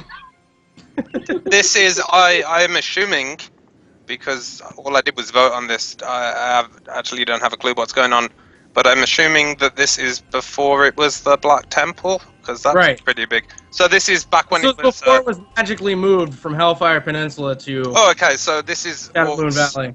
Orcs versus Draenei, and the Orcs wiped them all out. No, that's not, strictly speaking, true. The Orcs wiped most of them out, and Valen's like, we gotta go. We gotta go. This would be when the humans went to through the dark portal. Well, okay. Well, after that happened, this is in the world. This is in Warcraft 2 expansion. After the Draenei were wiped out by the Orcs, some time passed, and then their fault after all, right? And then it is the Draenei's fault after all. Apparently, I've been saying it since season 4 of But Where There's Law, so there you have it. Yeah. There was the demons there, probably. And orcs and etc. And the humans went there, and they no, that's not right at all. Illidan went there, and he cleaned that shit up. And he took it as... this is the wrong I don't moment. know, fucking Necro, you do it then! I don't care. You want me to do it? You want me to do it? Yeah. Okay, number 10, the Assault on Black Temple. After the Horde lost in the Second War, the Alliance of Lordaeron decided they were going to invade Outland, or Draenor, so they could prevent the Horde from ever attacking them again. The Alliance armies went through the Dark Portal, went into Outland, wrecked all the Horde shit, chased Ner'zhul, who was now leading the remnants of the Horde, to Black Temple, after Ner'zhul had stolen all these magical artifacts from Outland, or from Azeroth, because he wanted to open portals to escape. The Alliance's army chases him to Black Temple. While their forces are fighting, Ner'zhul opens the portal to escape, walks through, meets Kil'jaeden, and that's when he becomes the Lich King. In my defense, like, that place has been attacked like 12 times. Okay. Well, that's why it's tagged Invasion of Draenor. That doesn't mean a thing to me. You know how many times Draenor's been attacked? Okay. Since Necro did your job, how about you do Necro's job and do number 9, the Battle for the Sunwell Plateau. Okay, I know which one this is because I asked to clarify it before the show started. The Battle of Sunwell Plateau is part 2 of... Oh, you're wrong. No, I'm not, Jan. Shut up. This is right. He's part 2 of a battle that, back when it happened, was one battle, but since World of Warcraft has come along and retconned the location of certain things, it is now part 2 of that battle. This is when Arthas and his Scourge army finally made it through to the Sunwell, slaughtering however many elves had got in his way, and resurrected Kel'Thuzad from using the Sunwell. Just sort of dumped that body in the Sunwell, and out came Kel'Thuzad. Well, he had to use the magical power of the Sunwell because he needed a very, very significant source of magical power. Of course, and at that period of time, the Sunwell was the greatest concentrated area of arcane magic in Azeroth. I would go as far to say. Well, they were on the Eastern Kingdom, so that was the closest they could get, I guess. Not necessarily. Well, okay, I guess there's Karazhan as well, but no one wants to go there. That's true. Arthas may have been smart enough not to go fuck with Medivh. It's also on the other side of the landmass. It wasn't even his idea. It also, it was Ghost Kel'Thuzad's idea as well. So it's like, why don't we go to this Ghost Kel'Thuzad? Yeah, Ghost Kel'Thuzad. You messed up too. I was trying to do it. Ghost figure it out. Kel'Thuzad. Yes, indeed. GT number 8 on the list is the Battle of Blackrock Mountain during the Second War. This was when the Alliance had the Horde on the ropes. They were running away, they were backtracking, they had lost many battles, and the Alliance was basically just pushing them further and further back with the ultimate goal of pushing them to the Dark Portal. Well, the Horde decided to make a stand at Blackrock Mountain, and a stand they made. This battle took place... Well, I guess it took place in the Second War, we already said that. But when this battle took place, one major death happened. That was the death of Sir Anduin Lothar, which kind of propelled Turalyon into a position of high leadership. He basically became the High General of the Alliance military in all aspects, as his mentor and the previous leader, Anduin Lothar, was killed by Orgrim Doomhammer, which I believe on the next... favorite moments in Warcraft history, or but wait, there's lore history. We'll talk a little bit about that. It's called Pancake Lothar, but that sounds delicious. It doesn't it, right? Pancake Lothar, but yeah. And this kind of propelled Turalyon into the position that he was to lead the expedition into Draenor, which a part of that was the assault on Black Temple. Done. Well, as I said. Why don't you pick somewhere that hasn't been assaulted 22 million times? Fair enough. And, so... That's pretty much that. It was, the Battle of Blackrock Mountain was won by the Alliance, by the way. Just to let everyone know. Janelle! Yes, me. Can you tell us about number 7? The siege? Yes, number 7 is the Siege of Capital City, now known as... Lordaeron, Undercity, etc. And basically what happened was the orcs showed up with their flying dragons and assaulted the capital city. King Tyrannus pulled all his people inside, and they're like, we can endure this siege, we'll be okay. The dragons still attacked, the Horde armies attacked, and they had enough orcs that they would have breached the walls, even with, what's his name? Turalyon attacking the rear of the orc army. Except Gul'dan scared the shit out of that orc guy. Ogrim? Doomhammer, thank you. Scared the shit out of Doomhammer by pulling away all his forces to go find the Tomb of Sargeras. And so he pulled back at the end, and thanks to Trollbane, didn't have enough forces to rout the humans, and Lordaeron was saved for now. Indeed. Well, I mean, basically with that, the Alliance should have lost that battle, but didn't, simply because Gul'dan went off on his own. So the Alliance in all honesty, has Gul'dan to thank for not being completely decimated during the first bit of the Second War. What would have been the finale of the Second War. Number 6 on the list. Done. Pulling triple duty today. Tell us about number 6, The Fall of Silvermoon City. Number 6, The Fall of Silvermoon City is part 1 to number 9, Battle for the Sunwell Plateau. Indeed. What I guess we're calling The Fall of Silvermoon City is the point where Ghost Thazard was all like, yo, Arthas, we need to go, Arhats, we need to go and get the Sunwell. But there was magical gates up. And then there was that one Blood Elf guy who we have to go kill in the Ghostlands, whose name I forget, who just doesn't die. And like he got, that's the guy. And he's all like, yo, Arhats, I will tell you how to get through the magical gates. And then... Arhats? Arhats. Okay. And then... What's the hat he's wearing right now? This hat is my Arhat, for future reference. Yeah, and pretty much I would, just because it's a nice stopping point, let's say that the Fall of Silvermoon City cultivates with the death of Sylvanas. Because why not? And then everything after that is the Battle for the Sunwell Plateau, which I've already spoken about. But basically, Arthas won. Arthas, he got through the magic elf gates, or star gates, or sun gates, or moon gates, or whatever the fuck they were called. They were called moon. Well, I know it was some sort of like celestial body that they were named after. I'm just not sure which one. Moon gates. I thought it was moon gates, but it sounds too like night elfy. Oh, that's what they were before. Yeah, but at that point they were high elves. They were called high gates. Whatever, doesn't matter. Elf gates. Yeah, my favorite part about that particular war, or battle rather, since these are battles. My favorite part about that particular battle was when Sylvanas said something about you won't be able to cross the river if we take out these bridges. So they take out the bridge, and then Arthas just like froze the river. No, he put dead people, like he took the undead and just put them in the river to make a bridge of undead. He froze it because Anastarion fought him on the frozen river. Yeah, that happened. That's when Anastarion died as well, who of course is what's his name? I could have swore he built like a body of bridge, like a bridge of bodies. Yeah, and then he froze it. He does at some.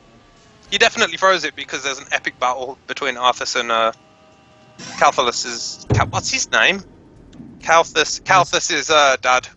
Anastarion, Sunstrider. Anastarion's Sunstrider, yeah. And they fight, and then Arthas breaks his sword. Well, there you go. Now, Necroxus is going to be pulling triple duty today as well, like he did last week, and like I did last week, but since, Howitzer didn't decide to show up today, not his fault, though. Necroxus, number 5, the second siege of Stormwind Keep. Yes, we're in the top 5 now. Number 5 is a very dark day for the Alliance. This is when Stormwind falls. It's called the Second Siege because when the Horde tried to attack us the first time, we spanked their green asses and we sent them back crying to the Dark Portal. But this time, Gul'dan, being the awesome manipulator he is, put a puppet onto the throne, or the leadership, named Blackhand. Some things happen. Blackhand is overthrown, but not before massively preparing the Horde for battle. Ogrim Doomhammer becomes leader, throws all of his shit at the Stormwind. While this is happening, Garona Halfworkin infiltrates the city and assassinates the king, King Lane. And then Stormwind is utterly destroyed, and that actually marks the end of the First War, where Lothar and the survivors retreat, going across the sea to Lordaeron. So Stormwind is utterly annihilated. That's number 5. Yeah. You also have number 4.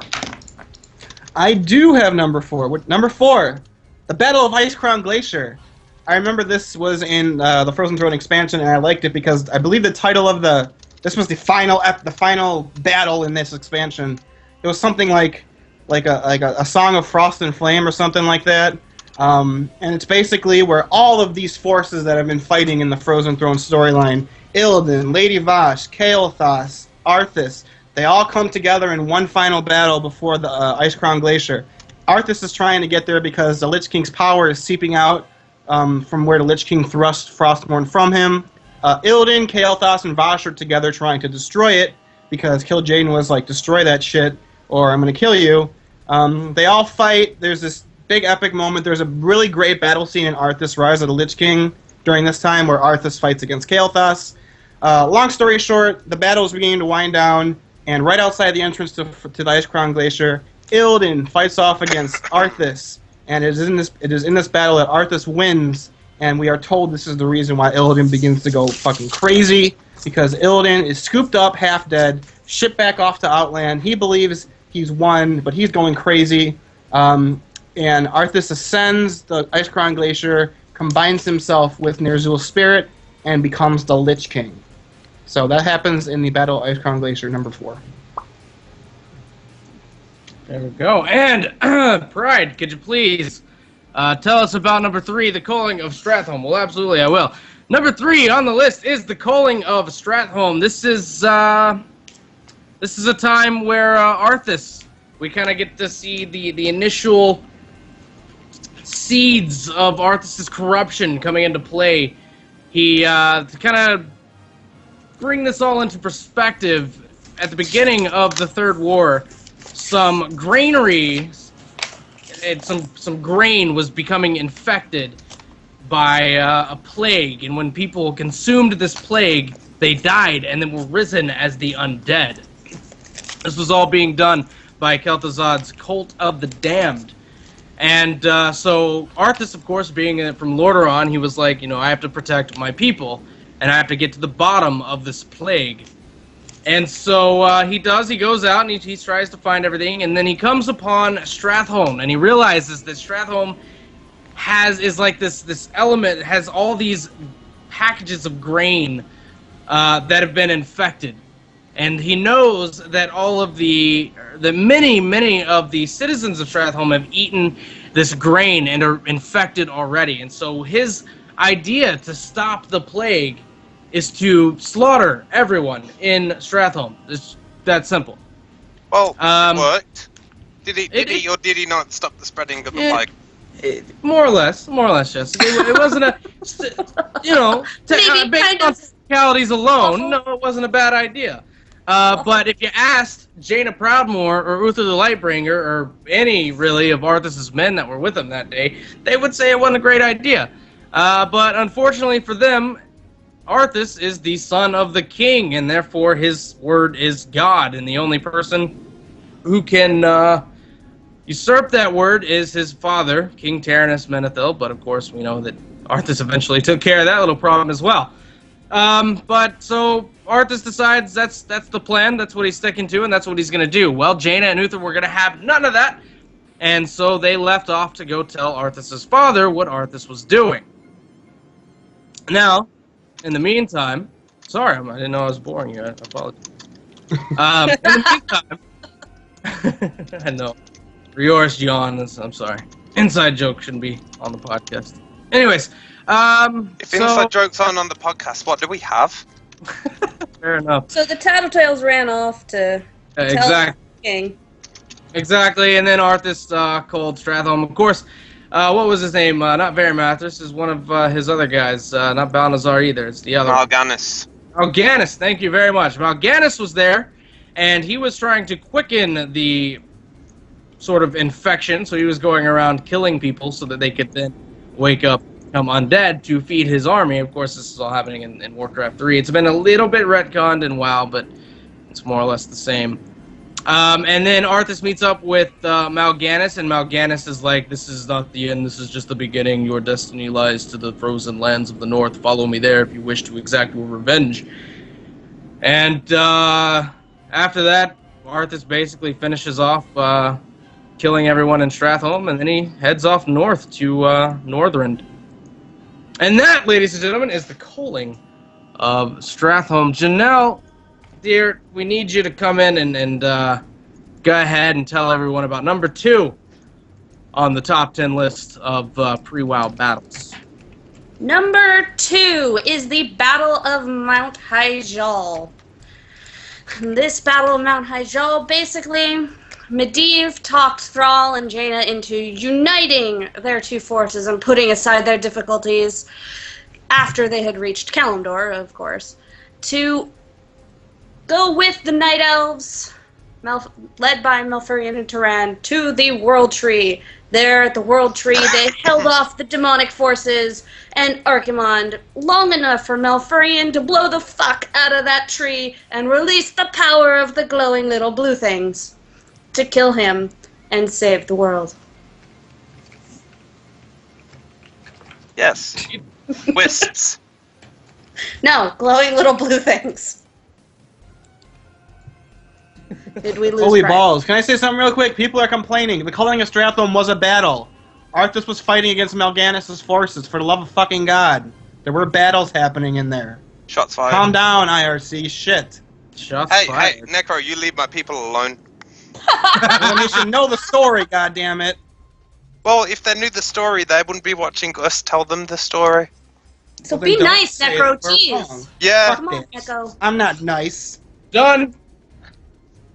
Bring your Evince the IRC by telling them about number 1 on the list, the Battle, the Well of Eternity.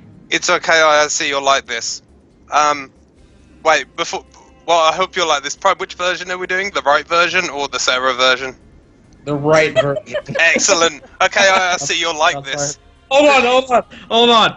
All right, so this is the 100th episode. So this is bound to be someone's favorite moment. So we'll say that's someone's favorite moment of. But wait, there's lore was when Sarah explained the War of the Ancients when we were doing an episode about the War of the Ancients, but explained it in the original timeline and not the correct time. Basically, she explained it in the wrong Warcraft timeline. RTS. Yeah, the wrong timeline.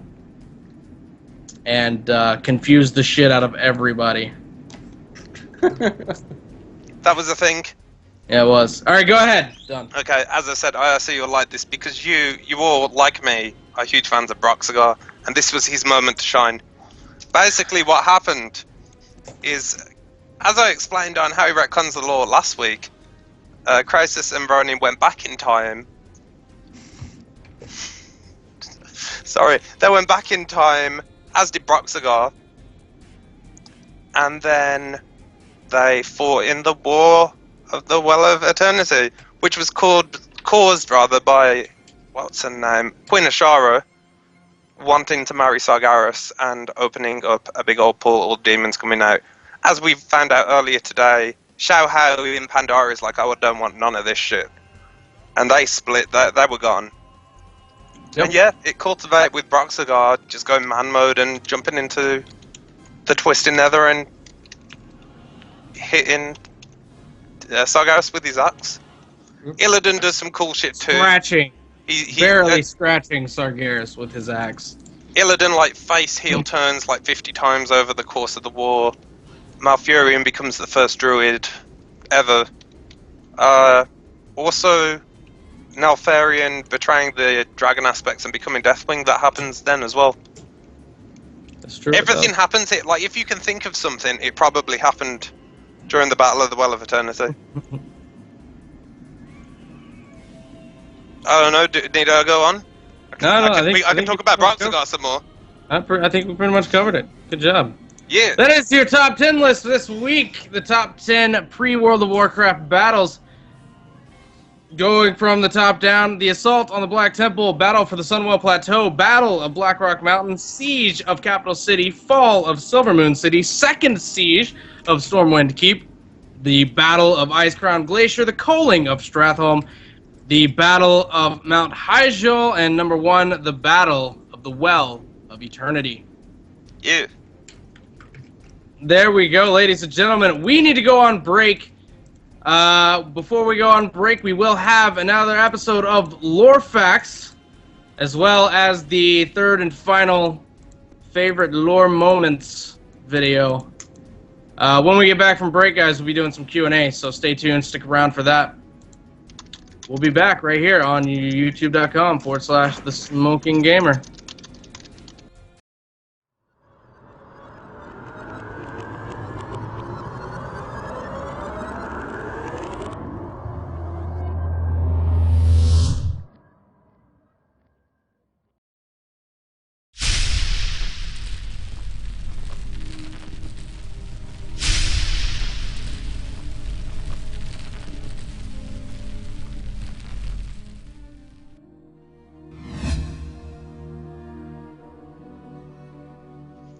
In the RPG books, Kalimdoran is a language common to many natives of Kalimdor.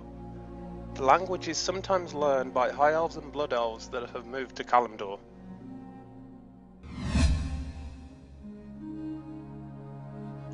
The Quilboar usually live in Razorfen Crawl in the Southern Barrens. The site is revered as one of their sacred places since it is, in fact, the corpse of the demigod Agamagan, which the Quilboar worship.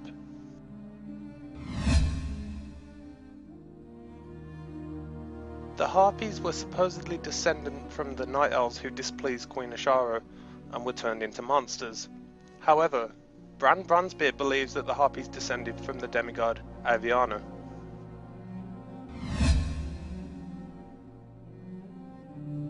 There is a possibility that the Quilboar worship the Harpies, due to the existence of a number of Quilboar paintings depicting them. However, it could just be a random doodad, since it is found in few ogre places as well.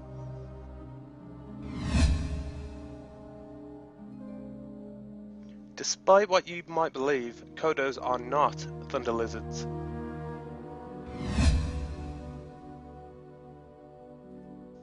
The giraffes of the Barrens were once in danger of extinction due to overhunting by the centaur, until the Tauren saved them. Fittingly, they are one of the only races on Azeroth which are not targeted by any quests.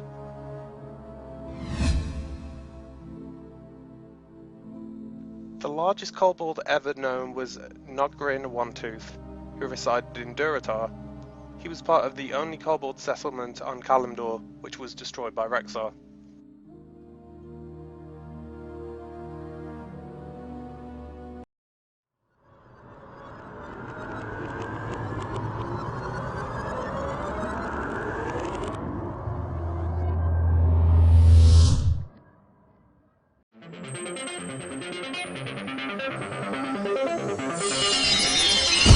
Hello and welcome to the Yogscast.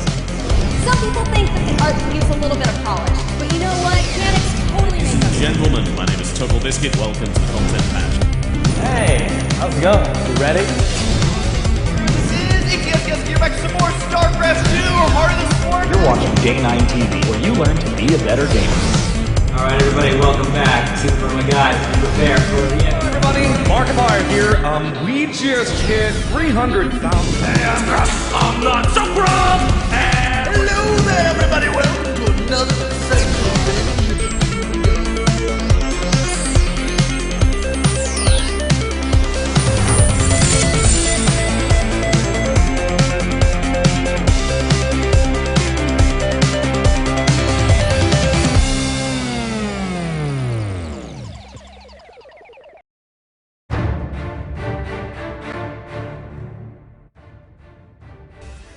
And while I'm sure they will elaborate on this a lot next week, long story short, Doomhammer smashes Lothar's head in.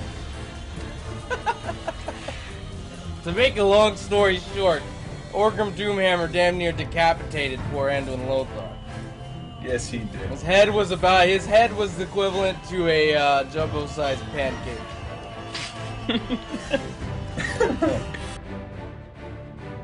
What's going on, IDR? What up, you sexy bitch? I've just been talking to Sarah about moving to South Carolina. Yep. Yeah. Are we all gonna get an apartment in South Carolina? Is that the plan now? Dude, I'm sure you're gonna I end can up living upgrade with to me a anyway. 3-bedroom. Fuck Yeah, yeah, well, come on up. the thing is, if you guys live with me, that means I get BAH. So that means my pay increases and I get a free house. But that means you're gonna have Pride and Sarah in your bed. Well, you know, it could be a lot worse. Couldn't it? Hey, where's some sexy bitches? That would be one could thing. It could You be tell them to boogie. marry a crack whore for money. Could be more. Snapple.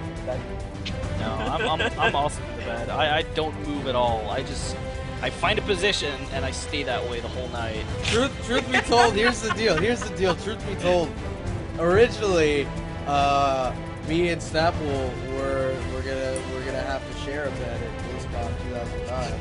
But then when we got to the hotel room, we had these because we had four guys in our room from WoW Radio, and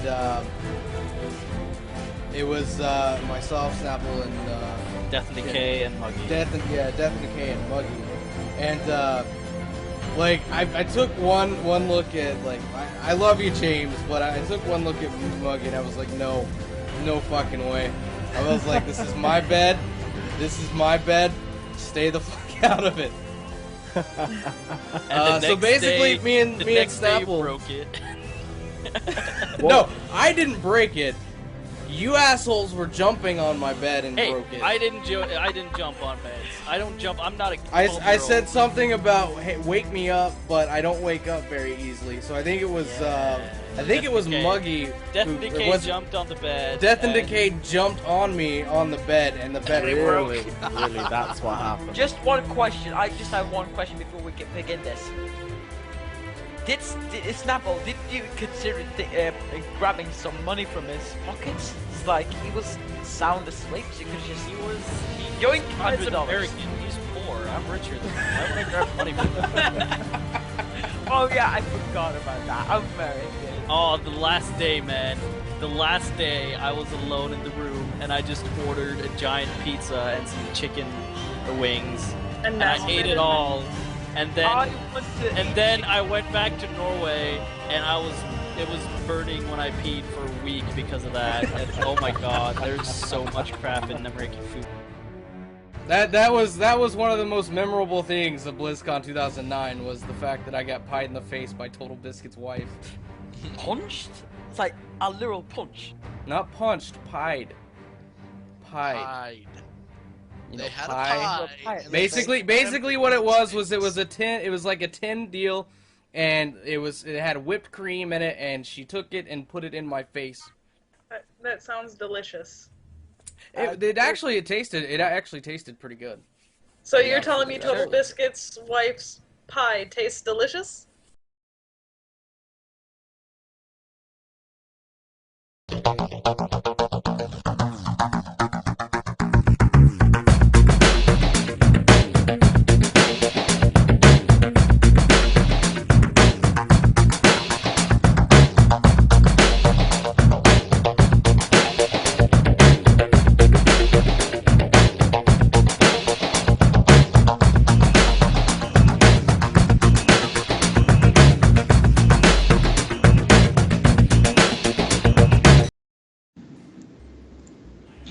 Ladies and gentlemen, welcome back once again to But Wait, There's Lore, episode number 100, right here on youtube.com/thesmokinggamer. I am a Smoking Gamer, joined today by Necroxus, Janelle, and Dunn. Howitzer is out of commission.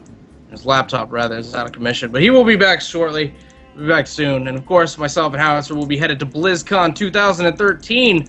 If you yourself are going to BlizzCon 2013, or if you live in the Anaheim area, that'd be pretty much anywhere around like Orange County, all the way up to like Los Angeles, at least southern LA, South LA, maybe not North LA. That's a bit of ways. But regardless, yeah, you can meet up with us at the World of Podcasts event, which will be happening on Thursday, November the 7th, 2013, the day before BlizzCon. I don't know if it's like, I don't know enough details about it to tell you exactly where it's going to be yet. I don't think they know exactly where it's going to be yet, but it will be there somewhere. Probably in a hotel conference room or something like that. I don't know yet. As soon as I know, I'll let you know. But you can meet us there. Or, of course, you can meet us in and around the BlizzCon venue, the Anaheim Convention Center. And, of course, as always, the after party at the Hilton Hotel, Friday and Saturday night. And, of course, if you are not fortunate enough to live in Anaheim or go to BlizzCon, myself, Necro, and Jan will be here for a all-Warlock cast episode of But Where There's Lore. So we'll probably talk about, I don't know, druids or something. It makes sense. Yeah. Yeah. No doubt, myself and Howitzer are going to try and find a way to be on the show. We don't know how possible it's going to be. You have to roll Warlock, so with like that's the only way. Yeah, hotel I internet, don't know. whatnot. We're not letting mages on. No. Because mages are the worst. They bitch too much. Especially So gnome, what mate. you're saying is what you're saying is you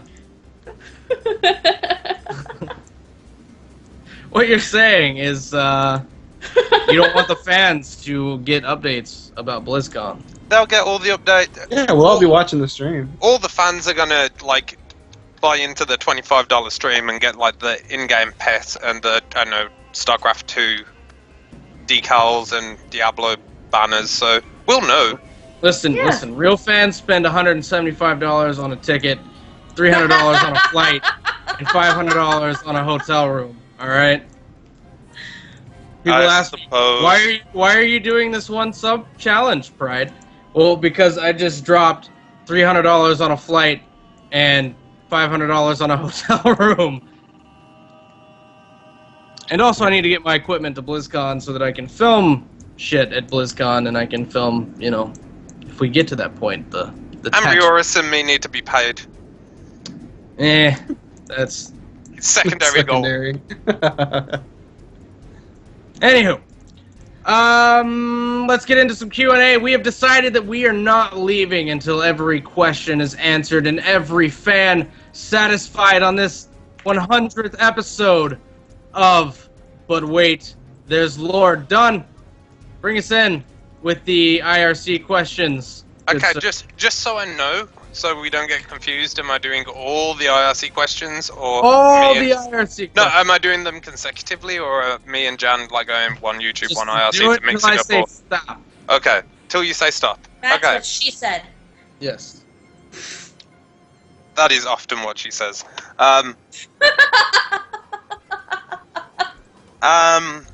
First question that I received, it was like 3 hours before the show. This is once again from Mr. Extreme.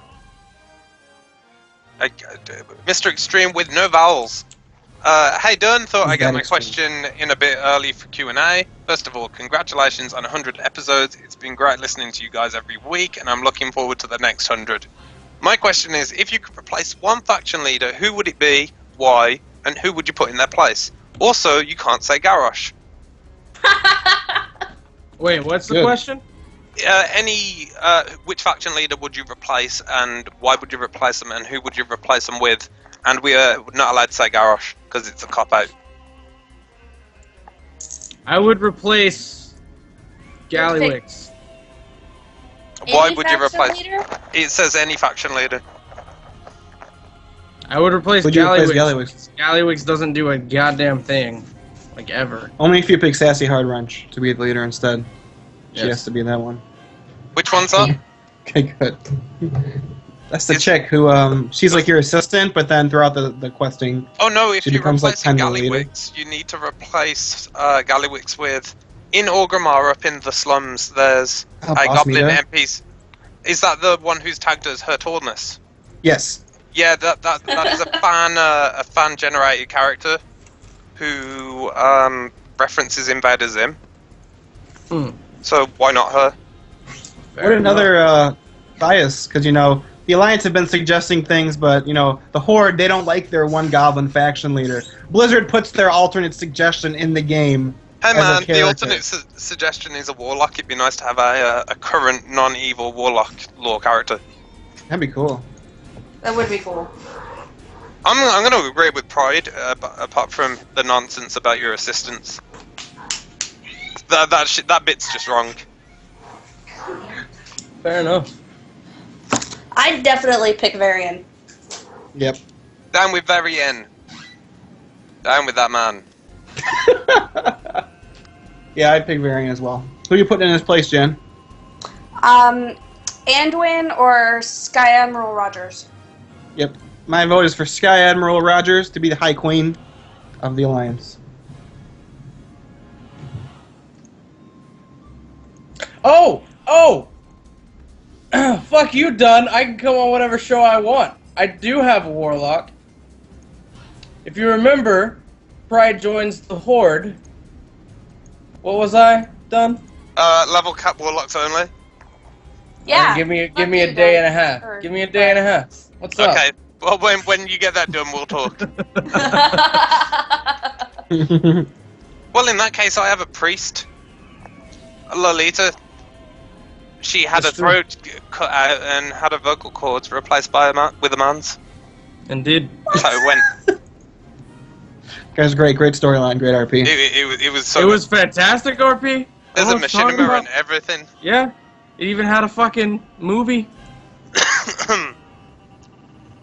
Yeah, so that was the thing. we done with that question, right? We can move on? Yeah, we can move on. Go okay. Tyranora has asked, when Calthazard abandoned the Kirin Tor and joined the Scourge, why did he suddenly grow a gigantic beard? Because evil. Beards are evil looking and they're cool. I was gonna say because the people of Dalaran are all little girls, and he's like, I'm not a little girl, so he grew a beard to prove his ruggedness. I don't know. Yeah, I agree with that. What, that he's rugged or evil? Both.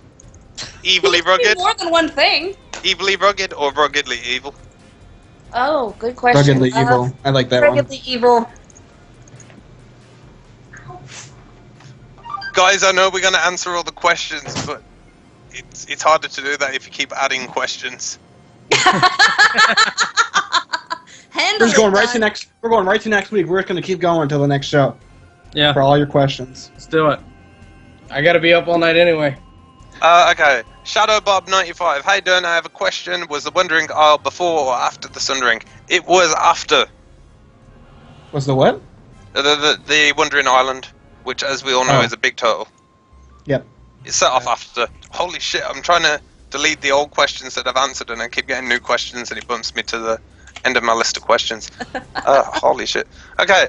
Lovescock says, during 5.4, G. Firepaw is imprisoned by the Korkron and is rescued by Acer Cloudsinger, and then they both intend to return to the Wandering Isle. What would this mean for those Pandaren who joined the Horde and Alliance? Who will be their new faction leaders? Garrosh? Yeah. I think it's probably one of those. Yeah, but I also think it's probably one of those things where she's in the moment. She's like, we just got to get the fuck out of here. We just got to go. Shit's going down, and we just got to go. Gotta get It's in the heat of the moment that she says that. We will let you know for sure in 5.5. But it won't be Garrosh. It'll all be Horde content, so we'll be sure to let you know. It won't be Garrosh because he'd be dead. Strife.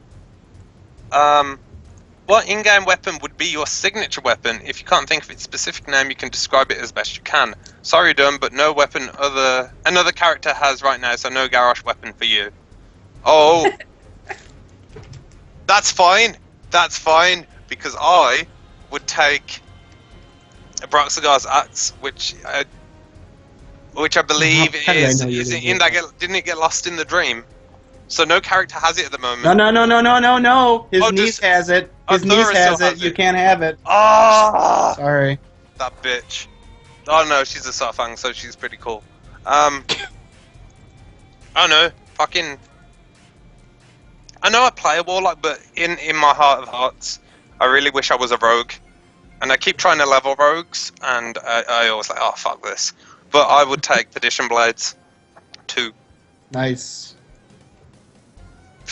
It's the only weapon I could remember the name of. This is such a guy question. Since I can't take Atiesh, I will pick Dragon Wrath, because there is no official lore wielder of that staff. No, Medan has Atiesh. Rioris asked why I couldn't take it. It was given to Medan by somebody, I don't remember who. I try not to think of that comic as a thing. So does Blizzard. Pride is just sort of glazed over. Pride, signature weapon, what would it be? Pride. Oh, cool. Isn't that like the bare fist weapon? Yes. Would you just have the one, or would you have the other one as well? I'd have greed too. Okay Nice. then. Those are horrible weapons. Aren't they like giant wolf heads or something? Yes. Aren't they fist weapons? Yeah, they are. Yes.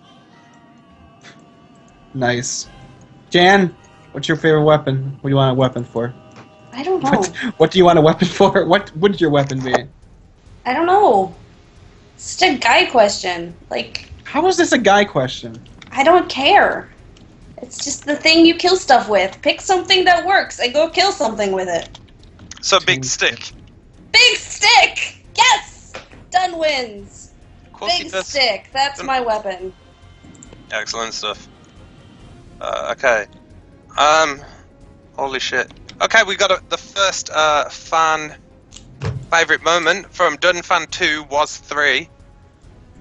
I guess they're getting upgraded as Dunfans disappear. I don't know. His favorite moment was, I told Pride during the break, but just to let everyone else know, I think it was back in season 5 when Pride made reference to Garrosh maybe touching Anduin inappropriately, and Jaina going Super Saiyan, and not liking this at all. Indeed, another one, another favorite fan moment. Granted, it's not really But Wait, There's Lore, but Vandalia said that his particular favorite moment. He says, my favorite BWTL moment wasn't on screen, but off screen. It was when Pride and himself tag team one of the countries in Civilization 5 and took them down. But it's just one of those times where I picked up and played some games with some fans and whatnot. I do that occasionally. Just the other day, for example, I played several games with a bunch of fans of Dota 2. So, if you don't follow me on Facebook or Twitter, you should, because that's kind of how you play games with the God of Lore himself. Sometimes I'll go on there and say, hey, does anyone want to play this particular game? Let's boot it up and let's go. And we do, so there's that. And on that note, actually, on a related note, me and Howie are going to start playing Smite soon, so if you still play Smite, me and Howie do, we'll play with fans, that's fine. We're cool with that. Anyway, Dunfan 3's questions. I'm wondering, is Broxigar's cousin, or however, does Broxigar's cousin have the axe? One sec, what is the question here? Well, yeah, it's his niece who has the axe. Will we see it in a future expansion? I doubt it. Second question. In the quest chain of Rathian, when you deliver the Dark Heart of Leishan to Rathian, he talks about the universe and all that good shit. But when he gets, like, mind-controlled or whatever, he says, we must rebuild or create the last Titan. My question is that if Titans can be created, is there a greater thing than Titans? Necro? I haven't got that far yet, so I don't know. We talked about this though. I think we came to the conclusion that we just didn't know what he was talking about. I believe Pride suggested that maybe it was possible they would kill off the Titans like off screen because they were so like ungodly powerful or something like that. But I think we just basically said we don't know what he's talking about. There's not enough information. Correct. Next. Okay, Vandalia in 1998 says, my question for this week is the same as last week. In Chapter 2 of the first book of the War of the Ancient Trilogy, Ronin and Kraus land on an island or something that have zombie corpses that Kraus says are much older and much darker than what the Lich King did. Do we know anything about when that dead thing happened? I don't actually remember this from the book. I haven't read it so long. But I guess that maybe they landed on... maybe it was the Tomb of Sargeras where they landed, or did that sink? Well, wait. This was before the Sundering. The question said. Oh no, it's before. It's as they're making their way to the. It's in chapter 2 of the book, so I don't think they've gone back in time yet. Oh, I don't know. I'd have to reread the Probably just book. alluding to something that they were considering doing but never got around to. There you have it from the God of Lore himself, which means I can skip the question. Yeah, because I have so many. I have 3 questions. This is from Sando Sentcaps. I'm not sure what your name is. I'm sorry. Number 1. What is the name of Brox's axe made by Malfurion? It is called Brox's axe. Isn't it the axe of Cenarius? It's the axe of Cenarius. Is it ever given like a name? Yes, the axe of Cenarius. Well, there you have it. It's a pretty badass axe. Which should show why who was really to thank for the scratching of Cenarius' power. Yeah, but take every chance to shit on Broxigar that I can. Cenarius didn't swing the fucking axe. No, he empowered it so that it could do the damage it did. Yeah, but Cenarius wasn't doing what Roxagar did. Let's not get in a fight about this. No, we will. We have like 1,000 questions to get through. We ain't got time to argue about Cenarius and Roxagar. We're up all night. It's okay. Number 2. What is there's little thoughts on Medivh's son? Quite negative. I think he's very negative. Quite negative. Nobody likes him. Should be destroyed from the lore forever. Number 3. I always understood that Death Knights were shaman souls in Dead Humans. So why didn't Azul not simply kill Arthas before? Warlock souls. The original Death Knights were warlocks. Warlock souls and human knights. But Arthas was a new era Death Knight. The name's the same, but it's not the same thing. They even have 2 different Lore for Noobs cards. Yeah. Aptly named Death Knight 1.0 and Death Knight 2.0. So there you go. Next. Okay. Dunfan 1 was 2 asks. It's not a lore question, but it is a WoW question. Hey, Dun and crew, how do you feel about the heirlooms that drop off Hellscream that goes from 90 to 100? This tells us there's going to be another expansion, and plus it's PTR, so we don't know if that's necessarily happening yet. By the way, we're on this topic. Can I just bring this up really, really quickly? I said last week... Wait. It's important. I said last week that if the Stormwind Burning thing was a vision in a PTR, I would come on the show and say that's what it is, and that I was wrong. From all we can gather, it is a vision in a heroic Garrosh fight, and the complaint about that specific event is wrong. But in the context of everything else, I still think it is an appropriate conversation. There you go. So what is what I said it was? Right. Yes. Okay, good. I still say that it being a vision is stupid. Next. Well, no, Dunfan 2 had a favourite moment. So my favourite, but where there's a little moment actually occurred on episode 100 when Dun asked the question to state your favourite moment. I love you. Thanks, guy. I like you. Whoever said that. Dunfan 2. Dunfan 2, I like you. Was number 3. Well, Dunfan 2, number 3. You can be Dunfan number 1 from now on. There you go. Shit. I can't keep track of them anymore. There's too many. Next. Next. The Angry Dunfan, who we know better as Angry Smurf.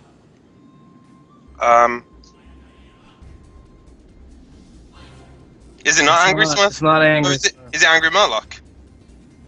Okay, yeah. Angry Murloc, who is a fellow Brit.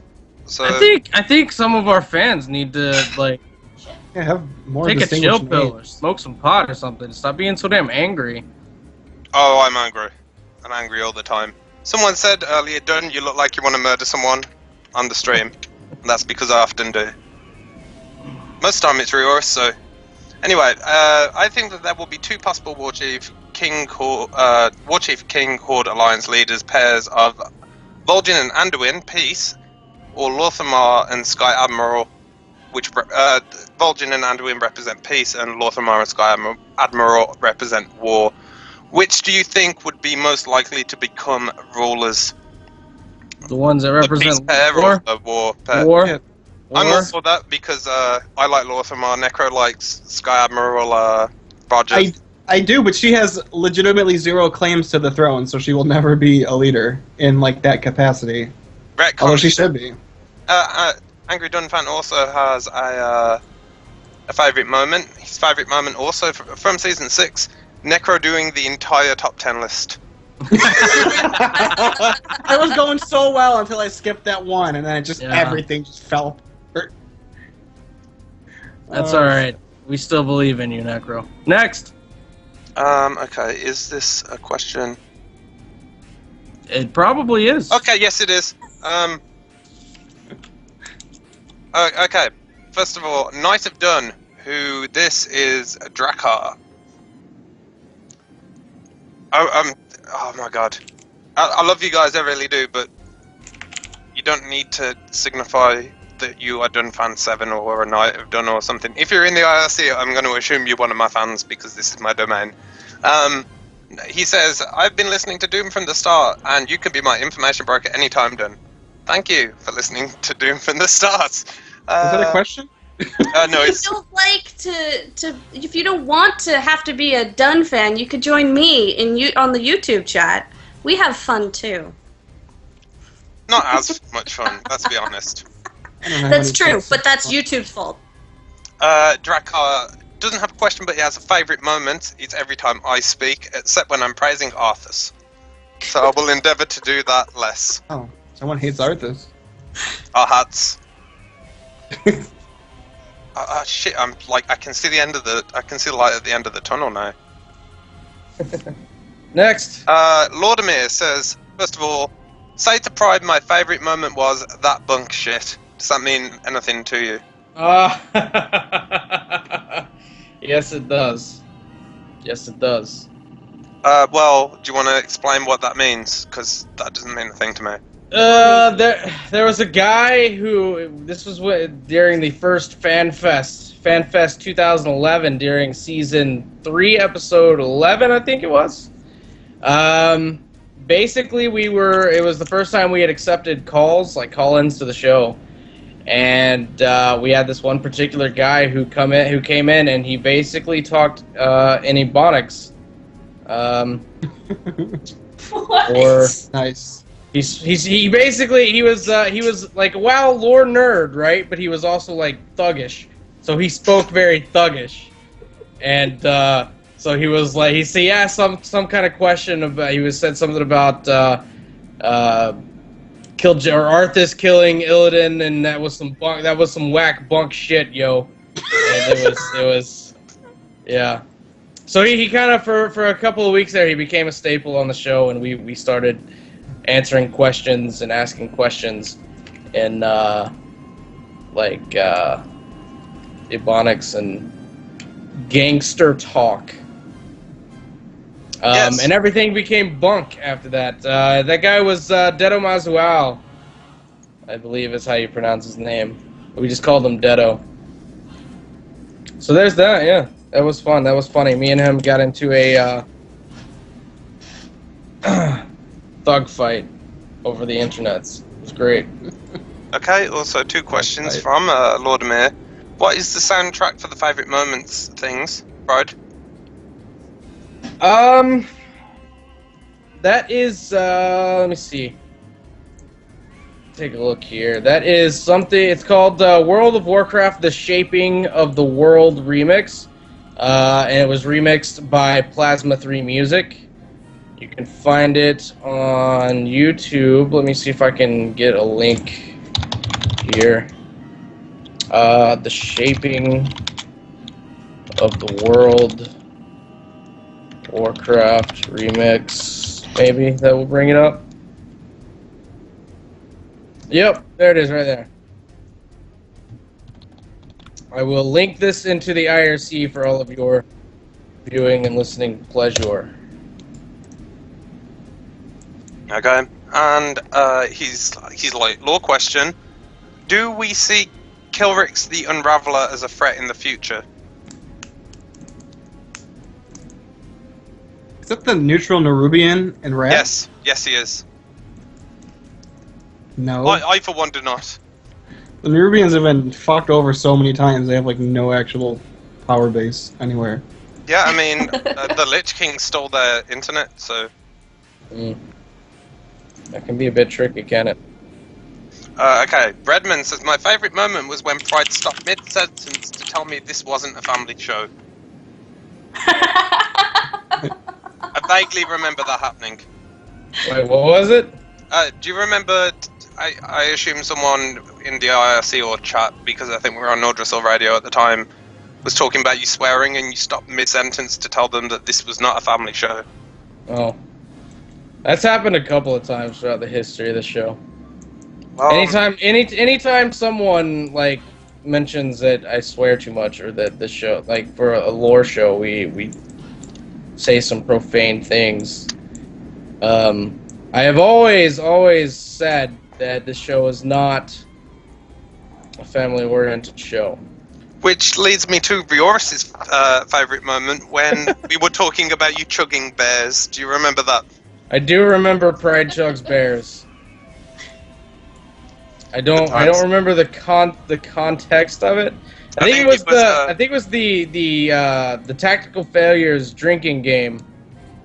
We were talking about that. Something to do with that, yeah. Yeah.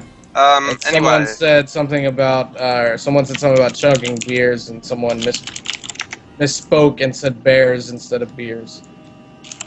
The question: what, in your opinion, is the worst class lore-wise?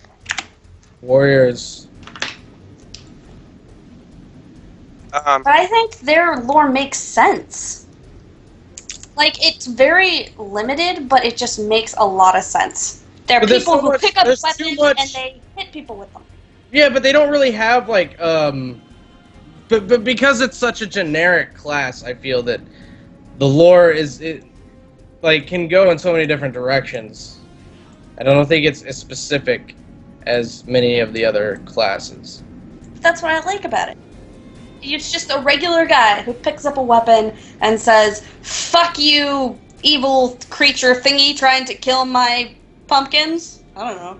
Yeah. Like, I'm gonna kill you with this axe. Fucking hate when people try to kill my pumpkins. You gotta protect the pumpkins. I don't like hunters. Oh, I was gonna say hunters.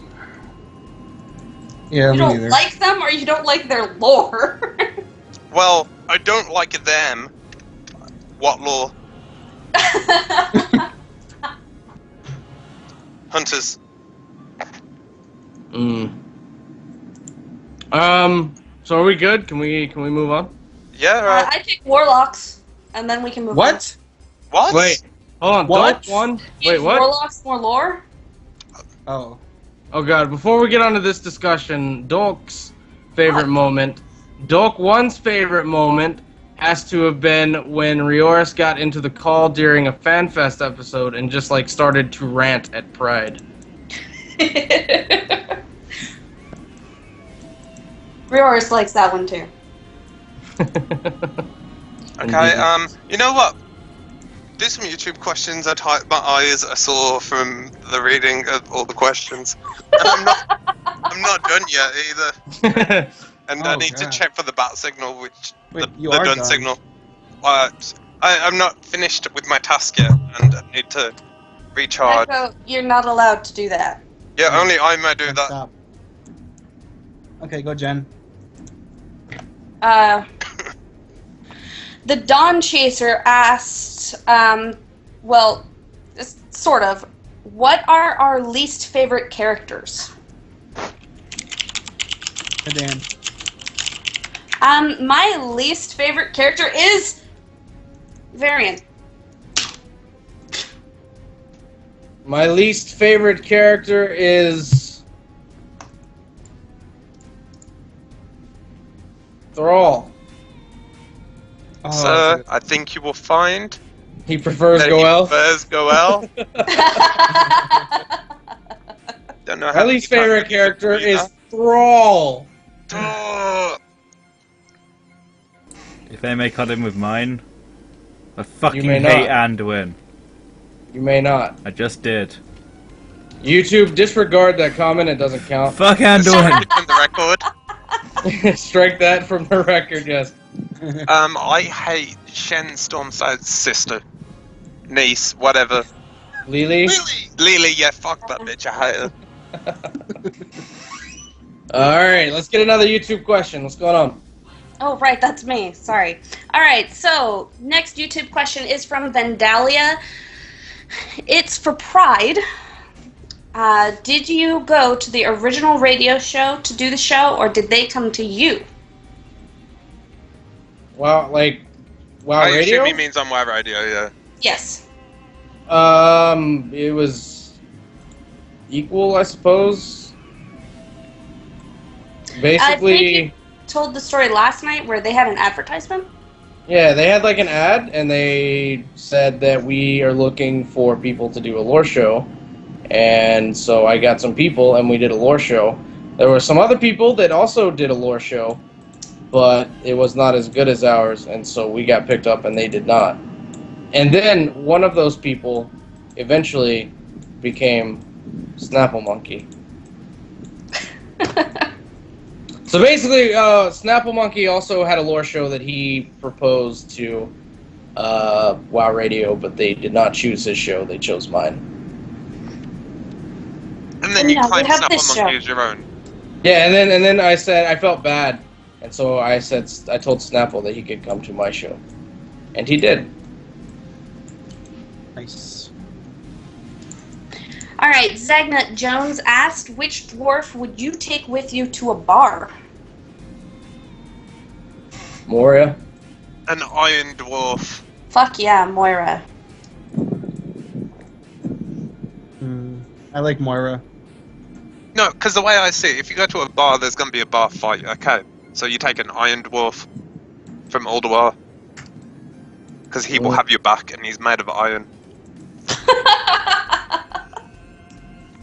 Yeah, because that's how that works. Or alternatively, any of the dwarves that make the booze for Brewfest. I ain't going to the bar, I'm going to the brewery.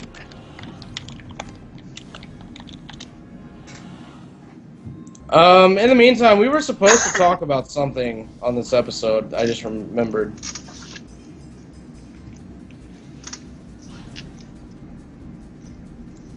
We are. What? Yeah. Like, last week, someone asked a question, and I said we'll talk about it next week. Do you remember what it is? No, because we didn't talk about it. Oh, shit. If we remember it, we'll talk about it next week. Alright, so Raw Maintenance asked Ro. Hi, Ro. Hi, Question for the Q&A. If the Blizzard devs were to change one zone to show the Alliance gaining ground post 5.4, which zone do you feel is the most important to change? And I don't... Personally, I'm not okay with the most important. I think the most important would be Ashenvale myself, or Stormwind, but I think the one they should change is Stormwind and Gilneas. Well, you can compromise. You can have Duskwallow Marsh and be happy with it. You can rebuild Terramore. Yeah, no, I'm gonna go with Ashenvale. Yeah, I think Ashenvale makes the most sense. That or the Arathi Highlands. Can that get some love, please? Yeah, that as well. But it doesn't make any sense to jump all the way up there now, does it? Sure. After all the pain in that fucking Dwarven area? Do we have enough to do there to move it? All they could say is because strengthen the elves? Well, all they could say is because we lost Lordaeron, we can use our connection with the dwarves and push through the wetlands and start retaking Lordaeron. That's true. And, right, the first part would be the Arathi Highlands. That's true.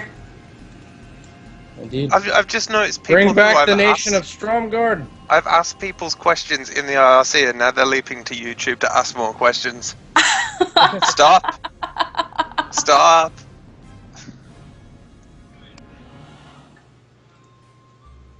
So next? Sorry, next is Drakkar. I will throw a question out there. I don't think it's been answered yet. What do you all believe is the single most important change needed in WoW, lore-wise and or game-wise? Free to play. I do want to mention real quick, because Rioris just brought this to my attention. Don't go too crazy on the questions, because in 35 minutes YouTube will automatically shut the show off. Just letting you know. So stop we have to be done with the show in 35 minutes.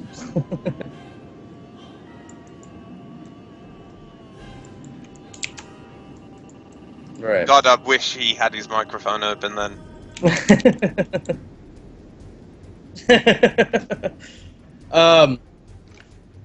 Yeah, so 35 minutes, so don't go too crazy, just ask your most important question or whatever.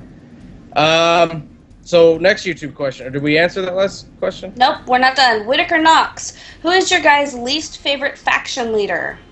Oh, that we answered this one. He asked it in both places. Good job, Whitaker. You confused me. Next. Leono413, who would you have as your personal bodyguard? And I assume he means from major lore characters. An Iron Dwarf from Ulduar. You know who Dunn looks like right now? Like when he turned his head to the side, he looked like that dude from The Walking Dead. Which yeah. Which one? The one that got killed recently. Which one? Or at the end of like season 2, I think. Lots of people got killed. The cop, yeah, Shane. Shane never had a beard this rugged. He got pretty close though. But yeah, the hair is really. I'd bring short. Jaina. Nah, fuck that. I'd take fucking Nozdormu. Fuck you all. Yeah. I'd take one of the dragons. Take Ragnaros. Take Moira again. I will show Moira. you the truth. Moira don't take no shit from nobody. Alright, Fruit Ninja asked, will the Bronze Dragonflight in another timeline fight for that timeline, or will they know of the correct timeline and then fight for that timeline? I'm not even gonna even answer that question. That is way too complicated. Oh my goodness, yeah, What was the question? Because it sounded complicated very wobbly, timey-wimey. Yeah, it's complicated and completely irrelevant. I think the answer is that it doesn't matter because they are outside of time and therefore they always know the correct timeline. Yeah, like Apocalypse in the last episode of the X-Men animated series from the 90s. He was outside of time. Yeah. X-Men. Yeah. Next. Last question that I've got. The Dawn Chaser. Do you think Demon Hunters would make a good class? No. Nope.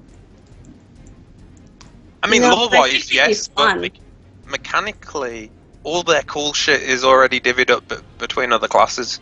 So I've got some more here. Yeah, but I think it could be fun. I just think that at the same time, it wouldn't stick very well to the lore. Well, what you would given them away. Is like a melee. You'd want a rogue that can also cast warlock spells. That's pretty much what it is. And so, actually, that'd be kind of cool, a melee warlock. That would be kind of cool. I could deal with that. I changed my mind, Jess.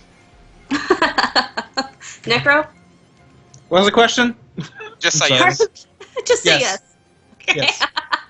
Joseph, favorite type of land mount? Dreadsteed. With green fire in 5.4, they look amazing. Done. What do I use as my land mount?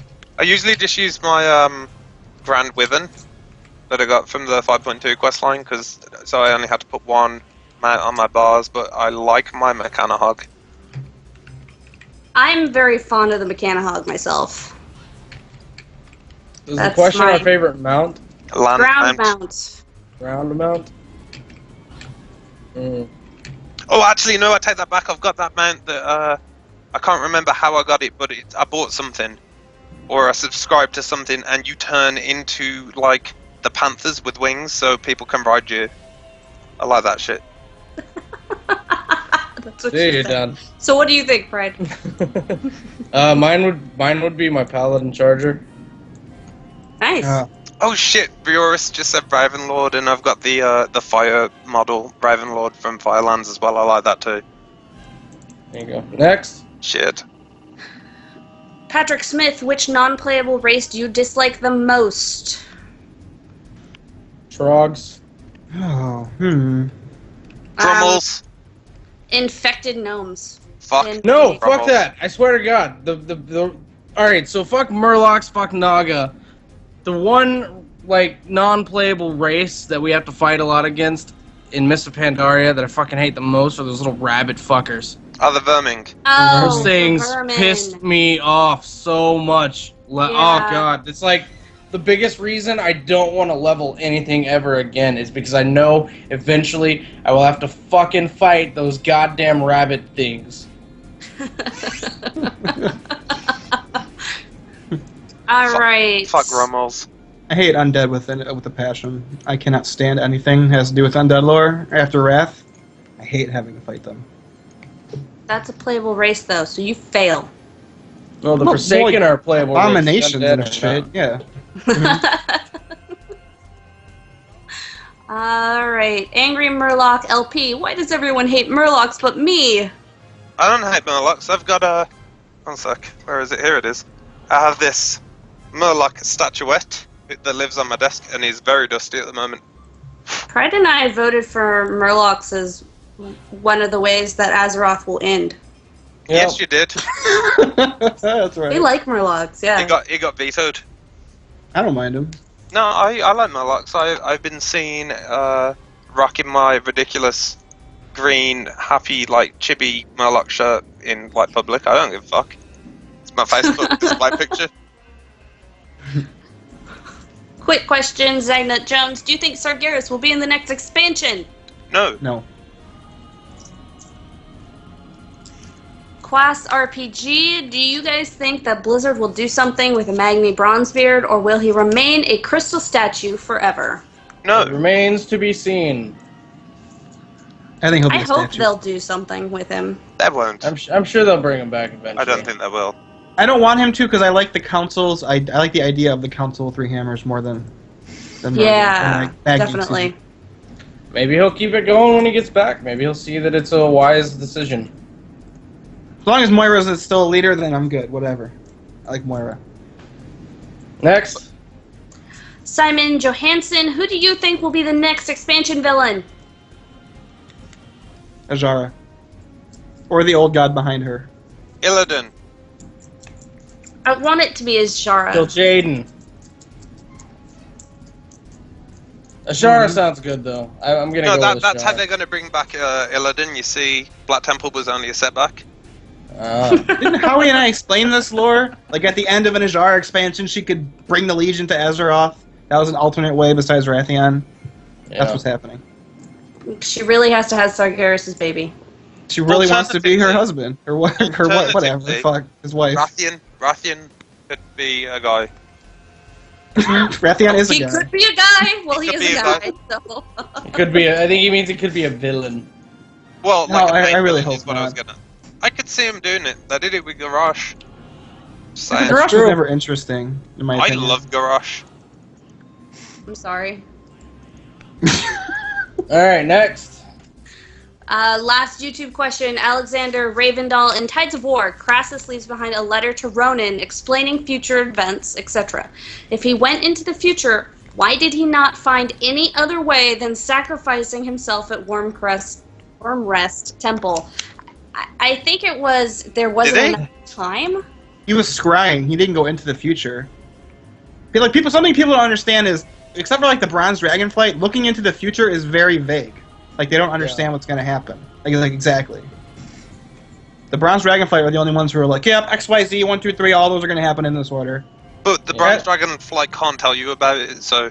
Not anymore. Yeah. Oh right. Yeah. So. Yep.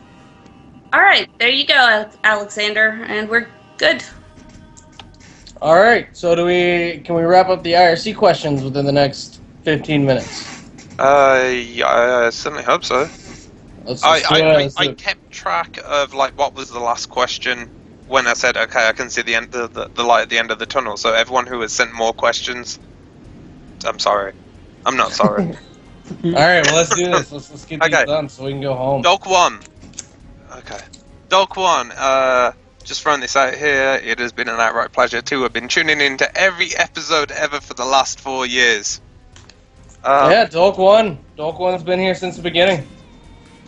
Sorry that this is not much lore related, but do you see yourself in the future, or more importantly, where do you see this show in, let's say, 2 or 3 years in the future? I know that we, as a whole, as a group, as a podcast, have discussed it internally, the future of the show.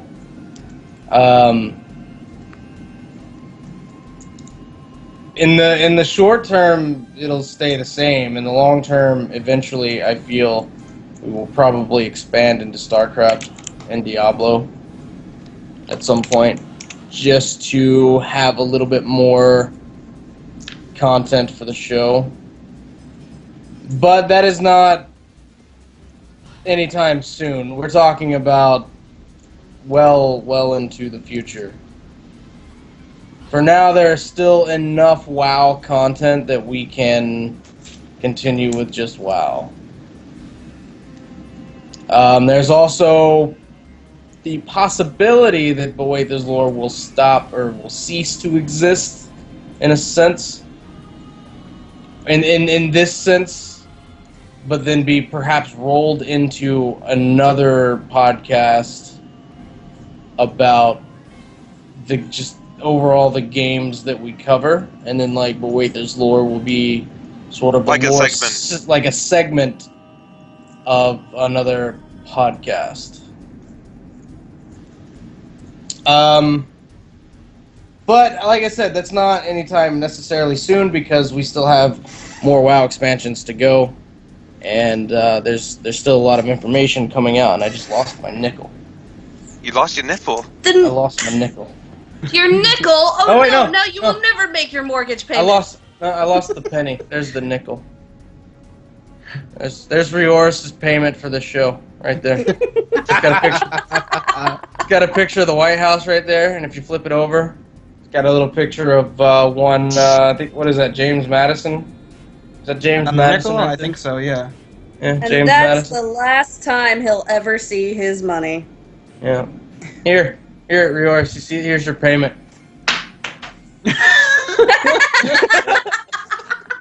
Wow. I'm kidding. I'll have it melted down into a bullet that will pierce your black heart. Wow. Rioris is so like totally asleep. He probably is asleep. God damn. Alright, next IRC question. Where's IRC gone? Here it is. Okay. Sup, first of all, this is from Tyrael. First of all, grats on 100 episodes. On to my question. Since you are all wrestling fans, I want to know which character from Warcraft do you think will hold which of the current WWE titles? So I guess this is for me and Pride. Wait, yeah, what? Really? Yeah, because this is about lore. Fuck, yeah. Everyone knows that we are a Warcraft lore plus WWE current events podcast, and we always have been. So, Pride, let's narrow this down, so not all the titles, but which Warcraft character would be the champion of SmackDown, who'd be on Raw, who would have the WWE title, who would have the heavyweight title? Varian would be the World Heavyweight Champion on Monday Night Raw. Garrosh would be the WWE Champion on SmackDown. Would Varian not be on SmackDown, because that's the blue show? No, he would be on Raw. The red show? Yes. Okay then. Who are the current champions? Flagship show. I have no idea. I haven't watched wrestling. Yeah, I only watch pay-per-views. I start watching like just before WrestleMania, and then I kind of watch WrestleMania, and then I stop generally. SummerSlam looks quite good. CM Punk versus Brock Lesnar. Yeah. Oh my. How long that Necro's pretending to know what we're on about? Yeah, this is so exciting. I'm actually not paying attention to you whatsoever. So, why, Rioris? I bet you tell us how you really feel. Us. I think that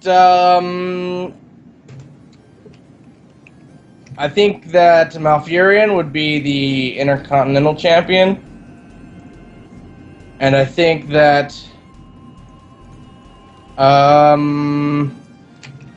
Gammon would be the United States Champion.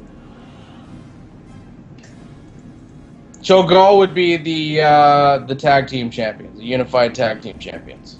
Cho'Gall. Well, Pride, I've just been told. Did you just say Cho'Gall would be the tag team champions? Yes. I see what you did there. I've just been informed that John Cena is the WWE champion at the moment, so that would obviously be Raw. How shocking. Anyway, let's move along, because Rioris, it is past his bedtime. He's gotta make his salmon before he goes to bed. He does need to make his salmon risotto. No. He already had his salmon tortellini. Okay, Theodore, I guess is how you said it. It's like 10 to 3 in the morning, so I'm going to start getting names wrong now. In a previous Q&A, Pride mentioned he doesn't see a South Seas expansion in the future with Ashara/N'Zoth. Instead, could Ashara have her raid as part of a patch in a Burning Legion invasion expansion? Yes. Nicely That is answered. absolutely possible. Yeah, let's go with Possible and plausible. both of the things. Indeed. Angry Smurf. Actually, Angry Smurf this time. What happened to Omicron? Was there any plans to have him as a guest leading up the episode 100 of Whitelist Law? No, because Omicron would not come on the show. Omicron refuses to come back onto Bwaytha's lore because he is still bitter that he got fired from WoW Radio and thus could not continue to do Bwaytha's lore at that particular time, but it was his own fault because he lied about his age on his application, which could have potentially gotten WoW Radio into a lot of legal trouble. Yeah. I've talked to Omicron since then. I talked to him in 2011 in person in California. I met up with him at BlizzCon, and he said he was going to come back on the show, and he seemed genuinely excited about it. And then when that time came, he just no-showed. No call, no show. Indeed. Yep. But it's good for me and Necroxus, so we're not upset about this. I'm not upset about it either because fuck the guy. Hashtag shots fired. Sorry, people who like that guy. Yeah. She's not sorry. She's not sorry at all. No. Okay. Zanzan28 asks, where do you guys think Gen Greymane is during Siege of Orgrimmar? I want to see Gilneas reclaimed. Also, do you think Blizz would ever give the Alliance back some of their land it deserves? I've already answered the second part. What is Gen doing? Perhaps he is trying to reclaim Gilneas using the He's fucking squatting in a tree doing nothing. Using the Siege of Orgrimmar as an excuse or a reason or a time to go take back Gilneas. Who knows? Probably just sitting in his tree. Yeah, because that would be proactive, and the Alliance never does anything proactive. They are quite the reactive That's faction in this current story arc, and I'm sort of and in the last expansion too. Yeah. No, this was a conversation me and Necro had like the other day, I think. But if the Alliance continues to look bad in the lore, then that makes the Horde look less awesome in comparison. Because if we're just stomping over the Alliance all the time, it gives the impression that it's no challenge, so it's just like we're beating up like nerds.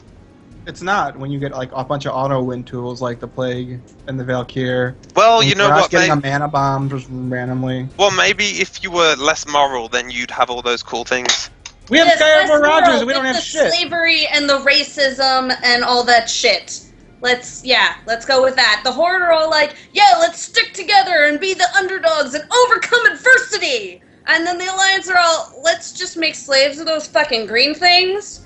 And what? Pointy ears, white skin, no, I don't like them. They are clearly third class. It's hard to be the underdogs when you win all the time, by the way. No, it isn't. Look at John Cena. Probably gets it. I don't know wrestling. Yeah. Okay. Blizzard Wizard asks, if a race of the Horde joined the Alliance, who would it be, and vice versa, if any? It would have been Blood Elves, like, a while ago. I'm not too sure now. Swap Blood Elves for... We don't want any of your races. I don't want any of your races, so that's okay. So let's leave things as they are. But everyone wants Blood Elves, so it doesn't even matter. No, we have our own Blood Elves. Your Blood Elves are non-playable and suck. They're called Night Elves. I was thinking of High Elves. Night Elves also bad. I could see the Draenei if the orcs like agreed to like fight the Legion with them. I can see the Draenei being like, "See you." No, I don't want them. Especially if they're led by like someone like Thrall. I don't want them because then it would all be our fault. Don't want them. Okay, moving on. Matthew asks, did we answer if Demon Hunters would make a good class? We did, didn't we? Yes, we did. Okay, well, Matthew said that, and the answer was yes, Necro. Neko and Jen Show asks, What do you think? What do you think of Varian getting assassinated at the end of Siege of Orgrimmar by Vol'jin's horde? I personally think it would allow Anduin to grow a pair and actually be a member of the Alliance. I don't think Anduin would grow a pair. Honestly, I don't think that would be the impetus to get him to do something. I do think that would make Jaina go fucking apeshit and no more Orgrimmar. So are we for I it like or against it? Varian. I'm against it. I like Varian. I just think in this patch they're writing him really stupidly. They're shoehorning in the Alliance's story. But him as a character, I think he's fine. I know Jan doesn't agree, but... Jan does not agree.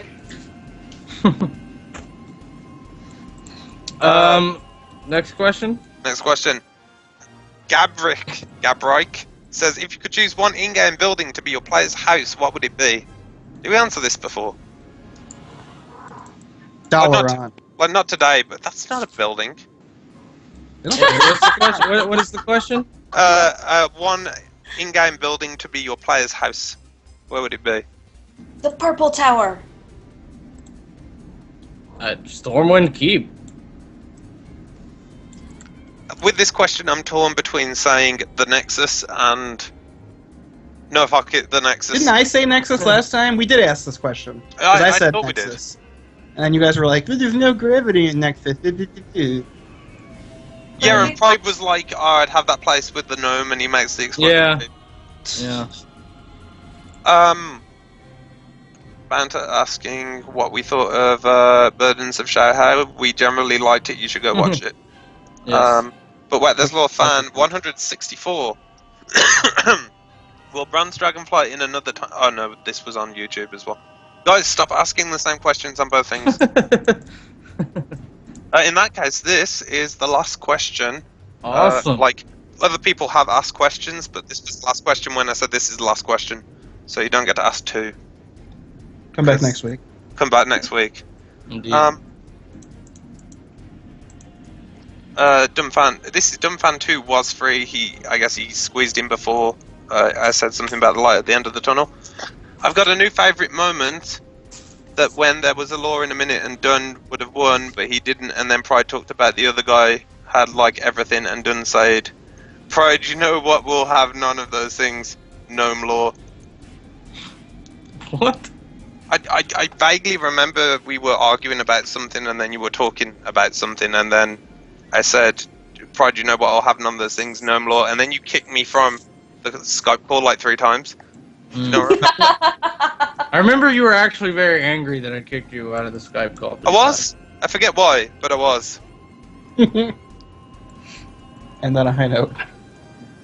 Yeah. There you have it. I think actually all these are the things that just like, thanks for answering my question. Oh no, one last one because it's really short and easy. Loves cocks asks, what colour is your underwear? Didn't we answer this already? Well, I assume we're all wearing different underwear. What underwear? Mine happens to be the same color, so now I'm uncomfortable. I only own black underwear, so black. Army camo. Army camo. This Army particular camo day. underwear. Yeah. And your red neck is now showing. Yeah. Look, dude, it was a fucking random pack of Hanes boxer briefs. What do you want? So why would you pick the one with the army camo ones in? Because there were also pure black ones, and there was also a bright blue one, and it was just random. Oh, tell a lie, I do have like a pair of like acid green boxer shorts. I don't know sorry. what those are. Best boxer shorts. I also have some red satin ones, which I wear on my head. Because that's where you should wear them. Why not? Yeah. What's the point of having red satin underwear if you can't wear it on your head? Because, I don't know, it holds your junk nicely. But he doesn't. It's not. It is not snug in the right places. It's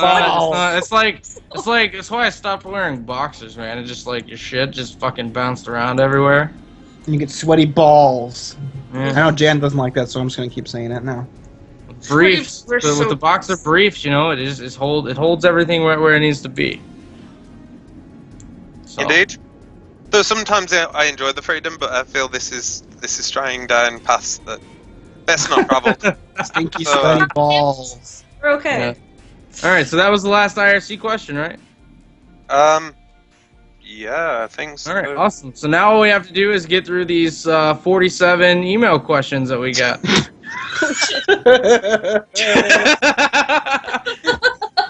Horse is now freaking out. Oh no, like one thing I guess I can address really quickly. Nitro Gnome, I have just subscribed. How do I go about getting downloads? Talk to Dolk. Hold on. Let me see.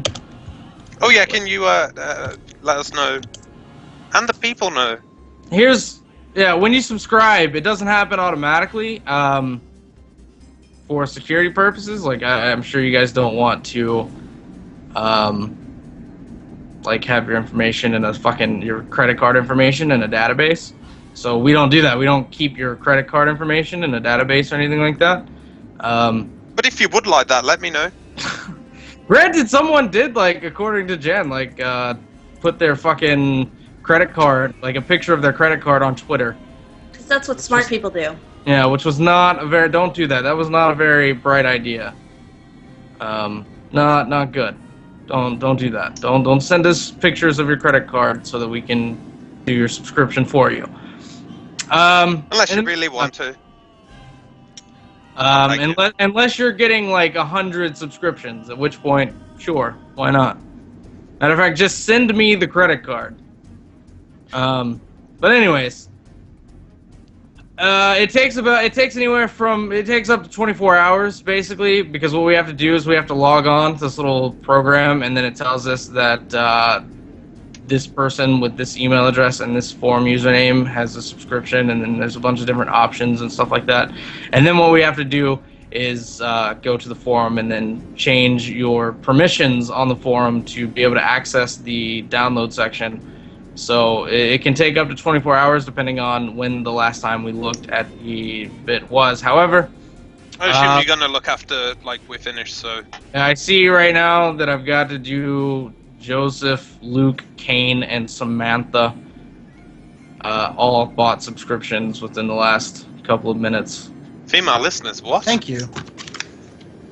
What? Yes, thank you. Let's see. There's according to the names, if names go by general law of names, at least here in the United States, there are actually more women subscribing than men. Men, get on it. Yeah, the men are losing the battle right now. Isn't that often the way, though? Girl power. Which is a shame, because the female the show only has is only 9% female. Like demographics wise, according to YouTube. What? According to YouTube. Oh, so only 9% of our viewer base. Women aged 18 to 35 makes up 9% of listeners. I think that also has to do with the subject matter. I'm just saying. It's possible. So what you're saying is we need to talk about our underwear more often? No, that's not what we need to talk about. Yeah. That would bring our female viewership down to like 0.5%. Maybe talking about It would your be underwear. Jan, because she has to be on the show. She'd be the only one. Yeah. You are the 0.1%. Yeah. So you men need to get on that subscription train. Show these women who the real gods of lore are, right? Okay. Well, I'm just going to throw this out here to keep Rioris up a bit more. My favourite moment of But Where There's Law was when Howie decided to impersonate Bane for like the last 10 minutes of a show, and Necro didn't know what was going on. and all I could do was laugh. Which really all Howitzer was doing was this here, talking into a cup. You don't do it half as well. But he does it in an old man's voice. Oh, I am Burn. That was terrible. That was terrible. That was terrible. Howie does it really well. I'm looking at a cat's ass right now. At least I was looking at a cat's ass. Now I don't know what's going on. Now I see the dark heart of Rioris. The KGB shut that shit down. Technical difficulties. The KGB did shut that shit down. Fucking CIA was like, Web stream? Absolutely not, good sir.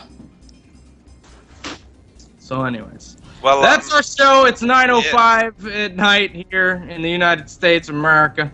Enjoy your bonus hour. Yeah. Indeed. It's not happening again. Right, the important question that was just asked. What? Oh, shit. Can Pride and Jan have another Hearthstone argument? No, Pride's horrible at arguing Hearthstone. If you want to listen to myself and Jan get into a 45-minute argument over Hearthstone, be sure to check out 5 WoW Things whenever it comes up. I don't know when that episode is coming up, but It will be up this weekend sometime. I did a guest spot on 5 WoW Things, and we did that bit. And we're very disappointed more of you didn't come along.